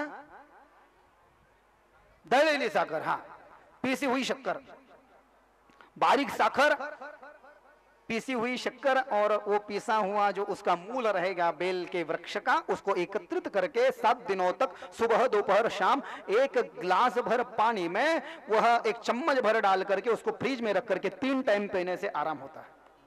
सकाळ दुपार संध्याकाळी एक आठवडाभर एका ग्लास भर थंड पाण्यामध्ये जर का ते बेलाच्या झाडाचं बारीक मूळ आणि साखर एकत्रित केलेलं चूर्ण टाकलं तर त्यानं बराच आराम भेटतो। मधमाशी चावल्यावर जर का बेलाच्या पानाचा रस लावला तर फरक पडतो। हार्ट अटॅक वाले आणि श्वास संबंधित बिमारवाल्यांनी नुसतं बेलाचं पान असं घ्यायचं आणि हे चावायचं, हे चावून खायला सांगितलंय। आणि तुळशीचं पान खायला सांगितले पण चावून खायचं नाही म्हणले। तुळशीचं पान गलती से एंटी डिप्रेसंट, एंटी ऑक्सीडेंट हे सगळे गुण तुलसी मध्ये बेलामध्ये आहे। लेकिन तुलसी का पत्ता सीधा निगलना पड़ता है, उसको चबाना नहीं। तुळशीचं पान, तुळशीच्या पाण्याला चावायला नाही सांगितलंय। तुळशीचं पान चावून खाल्लं तर दोष आहे, विष्णूची पत्नी आहे। खायला तर सांगितलं पण डायरेक्ट चहात डायरेक्ट गिळायचं आणि इसको रगड़ रगड़ के खाना है प्यारे। हाँ, इसको रगड़ रगड़ के खाना है। खूप असं वर्णन आहे। ज्याला दारिद्र्य आहे, ज्याला कोणी धनामध्ये वगैरे फसवलं, कोर्ट कचेरीच्या झमेला ज्याच्या पाठीमागे चालू आहे, त्यानं 4-5 सोमवारी घरामध्ये एक पाट घ्यावा, पाटावरती तांदूळ मांडावे आणि तांदूळामध्ये हे बेलाचं पान ठेवावं और रामचरित मानस की रामस्तुति का पाठ करे। श्री रामचंद्र कृपालु भजुमन हरण भव भय दारुणम नव कंज लोचन कंज मुख कर कंज पद कंजारुणम कंदर्प अगणित अमित छबिल नील नीरद सुंदरम पटपीत वगैरे वगैरे याचा पाठ करावा। पान प्या खिशात ठेवावं, काम झाल्यावर विसर्जित करावं। बोले बिलवेश्वर भगवान की जय। 10 मिनिटात भस्माचं महात्म्यान रुद्राक्ष आणि आरतीमध्ये प्रवेश असेल। सूचना घेऊन द्विविधम भस्मं संप्रोक्तम सर्वमंगलदं परमं तत्प्रकारमहमवक्षे सावधानतया शृणु। भस्म का लावावं? आध्यात्मिक कारण तर असं आहे की भस्म लावणारा शिवलोकाला जातो आणि त्याचं वैज्ञानिक कारण असं आहे की जुन्या काळामध्ये डेव्हलपमेंट जास्ती नसल्यामुळे, रिसोर्सेस जास्ती नसल्यामुळे, उपलब्धी जास्ती नसल्यामुळे, अवेलेबिलिटी जास्ती नसल्यामुळे, मार्केट जास्ती नसल्यामुळे साबणी वगैरे नसायच्या आणि दुर्गंधीमुळे किंवा अस्वच्छतेमुळे जे शरीराच्या संबंधाने जे देवी रोग वगैरे व्हायचे किंवा नागिण म्हणा हवं तर, वारुळ म्हणा हवं तर। नागिन झाल्यावर मी पाहिलं बा, मी निंदा करत नाही, एका बैल झाली असंच करत म्हणजे खूप आग असतात म्हणते बा, मला नहीं माहिती आता ते। तो ये जो सब होता है, बोले नागिन होता है, कभी बारुल होता है, फुंसियां आती है, पिंपल्स आते हैं, तो ये सब बीमारियां जो चमड़ी के संबंधी है ये रोग नहीं होते। भस्म नुसतं कपाळाला नाही लावायला सांगितलं, म्हणजे कपाळाला लावा, कंठाला लावा, त्याच्यानंतर इकडेही लावा, इकडेही लावा, इकडेही लावा। चमडीच्या संबंधी रोग होत नाही भस्म लावल्यानं, ये पहिलं कारण। और दूसरा कारण ऐसा है, महादेव अपने भक्तों को कहना चाहते हैं कि प्यारे मैं दुनिया का आदि हूं, मैं दुनिया का अंत हूं, मैंने खुद भस्म लगा रखा है और तुम पाउडर लगा रहे हो प्यारे, तुम मुल्तानी माटी लगा रहे हो प्यारे, और तुम फेयर एंड लवली लगा रहे हो प्यारे, और कभी कभी भस्म भी लगा लिया करो प्यारे। क्यों? क्योंकि मरने के बाद में तुमको भी भस्म ही बनना है प्यारे, तुमको भी राख ही बनना है और तुमको भी मिट्टी ही बनना है। मेल्यानंतर काही फेयर एंड लवली बनणार नाही, तुम्ही पॉन्ड्स बनणार नाही, मेल्यानंतर तुम्ही राख म्हणजे भस्मच बनणार आहे। राखीला भस्म असं म्हटलेलं आहे। मरने के बाद में सबको भस्म बनना है तो क्यों न जीवितपन में ही वो उसको लगा लिया जाए। चमड़ी के संबंधी बीमारियां नहीं होगी, सबको भस्म ही बनना है। दो और तीसरा कारण है प्यारे, 2 प्रकार है भस्म के, एक महाभस्म और एक स्वल्प भस्म। महाभस्म म्हणजे हवन कुंडातलं जे भस्म आहे म्हटले, म्हणजे हवन गिवन करतो ना आपण नवरात्रीला वगैरे, तर हवनामध्ये ज्या वनस्पती आपण जाळू, तूप टाकू आणि लाकडं टाकू, वनस्पती समिधा टाकू आणि हवन 2-3 दिवसांनी शांत झाल्यावर ते भस्म जे आहे ते घ्यायचं, राख विसर्जित नाही करायचं, तेच भस्म लावायचं म्हटलंय। आणि दुसरं स्वल्प भस्म म्हणजे स्वस्त, पंढरपूरला भेटतं ते लावायचं म्हटलंय, ते लावायचं। आता भस्म लावताना पुन्हा सांगितलं, ऐका, भस्म लावताना आता नीट लक्ष द्या। कोणत्या 3 बोटानं भस्म लावतात तुम्ही महादेवाला मला सांगा। ह्या 3 बोटानं लावतात, ह्या 3 बोटानं लावतात। व्हिडिओ व्हायरल झालेला आहे महाराष्ट्रात माझा, इंस्टाग्रामला, युट्यूबला। कोणत्या 3 बोटाने सांगा ना, मला माहित नाही म्हणून विचारतो। हे 3 बोट आहे, हे 3 बोट आहे, 3 बोटानं तर लावायचं, पण कोणते 3 आहे? हा, अब सांगा ना, मला नाही माहिती। हे का हे? या 3 बोटानं महादेवाला भस्म लावायला चालत नाही। शिवमहापुराणामध्ये हे जे मी त्रिपुंड लावलंय सर, हे त्रिपुंड लावताना हे 2 बोट सांगितले, आणि तेही डाव्या भुवयापासून उजव्या भुवयाकडे. आता तुम्ही महादेवालाही भस्म चुकच लावता, कस काय ते सांगा बरं. कारण की आपल्या डावीकडून उजवीकडे आहे आणि महादेवाला बी डावीकडून उजवीकडे घ्यायचंय आणि ते येतच नाही. पहा बरं कस काय येईल महादेवाला डावीकडून उजवीकडे, येतच नाही. महादेवाला घेताना आपण उजवीकडून डावीकडे घेतो, ते तसं चालत नाही. अगोदर पार्वतीला भस्म द्यायचंय. वामांग महादेवाच्या डावीकडे पार्वती आहे, उजवीकडे नाही आहे. भगवान विष्णूच्या उजवीकडे लक्ष्मी आहे, महादेवाच्या डावीकडे पार्वती आहे. महादेवाला सुद्धा डावीकडून भस्म सांगितलं, मग कसं द्यायचंय ऐका ना. हे जे 3 बोट आहे, या 3 बोटानं भस्म लावू शकतात. याचाही उल्लेख शिवमहापुराणात नाहीये. शिवमहापुराणामध्ये जर का तुम्हाला भस्म लावायचं आहे तर या 2 बोटानं असं लावायला सांगितलं, डाव्या भुवाळीपासून उजव्या भुवाळीकडे. मानस तोके तनये मान अयो मानु गोष मानु अश्वे शुरीरीश वीरान मानु रुद्र भामितो वदीर हविष्मित सदा मित्वा हवामे इति असते भस्मं ग्रहितुम जलमिष्टम कृत्वा ईशानाम सर्व विद्यानाम ऐश्वरम असे मंत्र आलेले त्याच्या ऋग्वेदामध्ये. अघोरभ्यो तो घोरेभ्यम घोर घोरतरभ्यम सर्वेभ्यम सर्व शर्वेभ्यम नमस्ते अस्तुरूपम हृदये हे वामदेवान्म ज्येष्ठान्म श्रेष्ठान्म वगैरे वगैरे. इकडं इकडं इकडं. आणि नसेल येत तर ओम नमः शिवाय ओम नमः शिवाय ओम नमः शिवाय म्हणून इथं लावायचं. त्याच्यानंतर मुखाला लावायचं. अगोदर कपाळाला, इथं मुखाला, इथं कंठाला, उजव्या खांद्याला, डाव्या खांद्याला, इकडे छातीला, इकडे पाठीला, इकडे हाताला. या 2 बोटांना डाव्या भोवळीपासून उजव्या भोवळीकडे आणि अंगठ्यानं उजव्या भोवळीकडून डावीकडे. शिवमहापुराणात लिहिलं. काय कसं लावणार 3 रेषा? 3 रेषा कशा लावणार? हेही बोट नाही, हे चालत नाही. हे पितरांचं बोट आहे, हे चालतं पण याचाही उल्लेख नाहीये. बाकी धर्मग्रंथामध्ये सांगितलं हे बोट. या 2 बोटानं डावीकडून उजवीकडे मावल्यांनो आणि या 1 बोटानं इकडे. आणि नसेल जमत तर ह्या 3 बोटानं सरळ लावू शकता. या 3 बोटानं सरळ वरचं सोडून द्यायचं. हे पित्राचं आहे, अंगठा चालत नाही. हे 3 बोट. आता आपलं तर झालं, पण महादेवाचं कसं काय करतात? महादेवाला इकडून बसून तिकडे कसं काय लावितात? ते चूक होईल ना. तसं नाही ना. ऐका ना, मग महादेवाला समजा उदाहरणार्थ डावीकडून उजवीकडे घ्यायचं होतच नाही, ते असं घ्यावं लागेल. ते चूक होईल, ते चालत नाही. आणि आपण उजवीकडून लावतो, ते चूक आहे. आता ऐका, महादेवाला भस्म लावताना या 3 बोटाला तुम्ही भस्म घ्या किंवा या 2 बोटाला घ्या, हरकत नाही. 2 घ्या, 3 घ्या किंवा 2 ला घ्या, नंतर अंगठ्याला घ्या किंवा हे 3 घ्या, जसं तुम्हाला योग्य वाटेल तसं. हे दोन्ही प्रकार आहे शिवमहापुराणामध्ये. या 3 बोटाला जर का तुम्ही भस्म घेतलं तर महादेवाला भस्म लावताना आपण जसं स्वतःला असं लावतोय तर महादेवाला भस्म लावताना फक्त हे 3 बोट आहे हे असे करायचे. उदाहरणार्थ ही पिंड आहे, येतं एक लक्षात. स्वतःला असं आणि महादेवाला असं, स्वतःला असं आणि महादेवाला हे असं. हे झालं भस्म. एक महाभस्म, एक स्वल्प भस्म. भस्म लावल्यानंतर भस्माच्या ज्या 3 रेषा आहेत म्हटले, या 3 रेषावर 9 त्रिक 27 देवता आहेत. पहिल्या रेषेवर 9 देवता आहेत, दुसऱ्या रेषेवर 9 देवता आहेत आणि तिसऱ्या रेषेवर 9 देवता आहेत. मी जे लावलेलं हे त्रिपुंड आहे, 2 बोटानं काढलेलं. आणि आपल्याला जे लावायचं ती 3 रेषा, त्या भस्माच्या 3 रेषा वेगळ्या. आणि हे जे मी लावलं हे त्रिपुंड आहे. वारकरी असल्यामुळे ऊर्ध्व पुंड्र, वारकऱ्याला उभं सांगितलं म्हणून मी वारकरी म्हणून उभा, काकडा हरिपाठ म्हणतो म्हणून उभा. आणि आता शिवमहापुराण सांगू राहिलं म्हणून हे असं. आणि पॉम्पलेटवर मी उभा लावलं का, तर भागवताचा फोटो आहे तो. येतं की लक्षात? हा, गंध लावण्याची पद्धत सुद्धा वेगळी आहे. तर या भस्माच्या पहिल्या रेषेवर प्रणवातील आकार, ग्रह, पत्य, अग्नी, पृथ्वी, धर्म, रजोगुण, ऋग्वेद, क्रियाशक्ती, प्रातःसमन आणि महादेव या देवता असतात. भस्माची जी मधली रेष आहे त्याच्यावरती प्रणवातील आकार, दक्षिणाग्नी, आकाश, सत्वगुण, यजुर्वेद, मध्य, दिन, सवण, इच्छाशक्ती, अंतरात्मा व महेश्वर या 9 देवता वास करतात. आणि खालची जी रेषा असेल म्हणले भस्माची, त्या खालच्या 3ऱ्या रेषेवर प्रणवातील मकार, आहावणीय अग्नी, परमात्मा, तमोगुण, द्योलक, ज्ञानशक्ती, सामवेद, तृतीय समन आणि शिव या 9 देवता अधिष्ठित असतात. भस्म ओलं लावायचं, कधीच कोरडं लावायचं नाही. ओलं भस्म लावल्यानंतर वाळेल आणि कपाळाला भस्म लावल्यानंतर वाळेल आणि भस्म वाळल्यानंतर वाळलेल्या भस्माचे जे कण बाहेर पडतील म्हणले कपाळाहून, तितके शिवलिंग आपण अंगावर धारण केलेले आहे असा त्याचा अर्थ होईल. बोलिया भस्मेश्वर भगवान की जय. शेवटची कथा रुद्राक्ष शौनकर्षे महाप्रज्ञम शिवरूप महामते सुन रुद्राक्ष महात्म्यम समासात कथयाम्यहम. भगवान शंकराच्या डोळ्यातून, भगवान शंकराच्या डोळ्यातून जे अश्रुबिंदू, नीट ऐका, भगवान शंकराच्या डोळ्यातून जे अश्रुबिंदू नेपाळमध्ये पडले, आंध्र प्रदेशमध्ये पडले, त्याचेच भारतामध्ये, भारताच्या बाहेर रुद्राक्षाचे झाडं निर्माण झाले.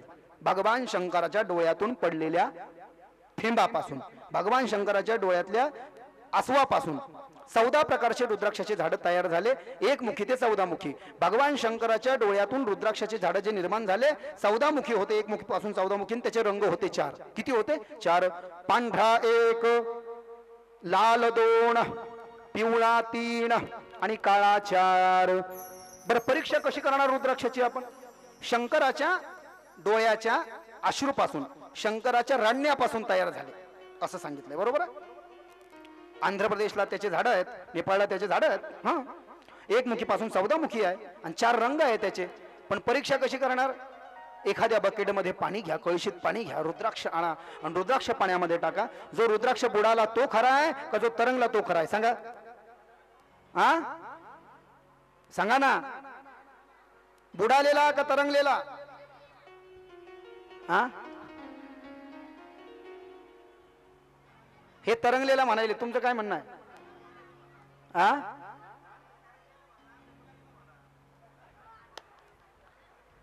रुद्राक्षाचं एक ढोबळ मानानं प्रमाण सांगितलं. जो रुद्राक्ष खाली जाऊन बसतो पाण्यामध्ये तो रुद्राक्ष साधारण मानानं तसा रुद्राक्ष ओळखल्याशिवाय, ते लोक म्हणतात सर्टिफाईड वगैरे काही नसतं, त्याला सिद्ध करून घ्यावं लागतं. आपल्याला कोणी जाऊन पाहिलं लॅब मध्ये की खरंच खरं आहे म्हणून?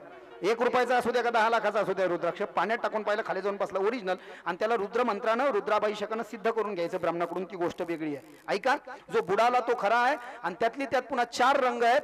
4 रंगामध्ये पांढऱ्या रंगाचे रुद्राक्ष ब्राह्मण लोकांना घालायला सांगितले आहेत, लाल रंगाचे रुद्राक्ष क्षत्रियांना सगळ्यांना आपल्याला घालायला सांगितले आहेत, पिवळ्या रंगाचे रुद्राक्ष मारवाडी माहेश्वरी जैन लोकांना घालायला सांगितले आहेत, आणि काळ्या रंगाचे रुद्राक्ष इतर लोक घालू शकतात. एकमुखीपासून 14 मुखी रुद्राक्ष आहे. राशीप्रमाणे जर का विचार केला तर कोणत्या राशीच्या लोकांना कोणता रुद्राक्ष घालावा? मेष राशीच्या लोकांना 3 मुखी रुद्राक्ष घालावा. वृषभ राशीच्या लोकांना 6 मुखी किंवा 10 मुखी रुद्राक्ष घालावा. मिथुन राशीच्या लोकांना 4 मुखी किंवा 11 मुखी रुद्राक्ष घालावा. कर्क राशीच्या लोकांना 4 मुखी किंवा गौरी शंकर रुद्राक्ष घालावा. सिंह राशीच्या लोकांना पंचमुखी रुद्राक्ष घालावा, ज्यांना धन संपत्ती प्राप्त होते.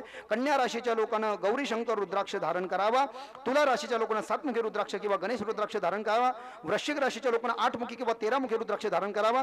धनु राशीच्या लोकांना 9 मुखी किंवा 1 मुखी रुद्राक्ष धारण करावा. मकर राशीच्या लोकांना 10 मुखी किंवा 13 मुखी रुद्राक्ष धारण करावा. आणि कुंभ राशीच्या लोकांना 7 मुखी रुद्राक्ष धारण करावा. आणि मीन राशीच्या लोकांना 1 मुखी रुद्राक्ष धारण करावा. ज्याची कॉन्फिडन्स लेवल कमी आहे त्यानं 9 मुखी रुद्राक्ष घालन करावा. ज्या माता मौलीला डिलेव्हरीमध्ये प्रॉब्लेम वारंवार येतोय, तिनं डिलेव्हरीचं निदान झाल्यापासून 7व्या महिन्यापर्यंत 4 मुखी रुद्राक्ष धारण करावा. आणि ज्याला अभ्यासामध्ये समस्या म्हणजे व्होकॅब्युलरीचा प्रॉब्लेम येतोय पाठांतराचा, त्याने 1 मुखी रुद्राक्ष धारण करावा. झोपायच्या वेळेस रुद्राक्षाची माळ काढून ठेवणे, बाथरूमला जाताना रुद्राक्षाची माळ काढून ठेवणे, अशुद्ध ठिकाणी जाताना रुद्राक्षाची माळ काढून ठेवणे. एक गळ्यामध्ये रुद्राक्ष लाल दोऱ्यामध्ये, पांढऱ्या किंवा पिवळ्या दोऱ्यामध्ये तो रुद्राक्ष कायम गळ्यात चालेल, पण माळ मात्र काढून ठेवावी लागते. आंघोळ झाल्यावरच घालणे आणि झोपायच्या आधी काढून ठेवणे. ऐसा रुद्राक्ष का महात्म्य है. आज की कथा यहाँ पर विश्राम लेती है. पार्वते पतये हर हर महादेव की जय. कृष्णेश्वर भगवान की जय.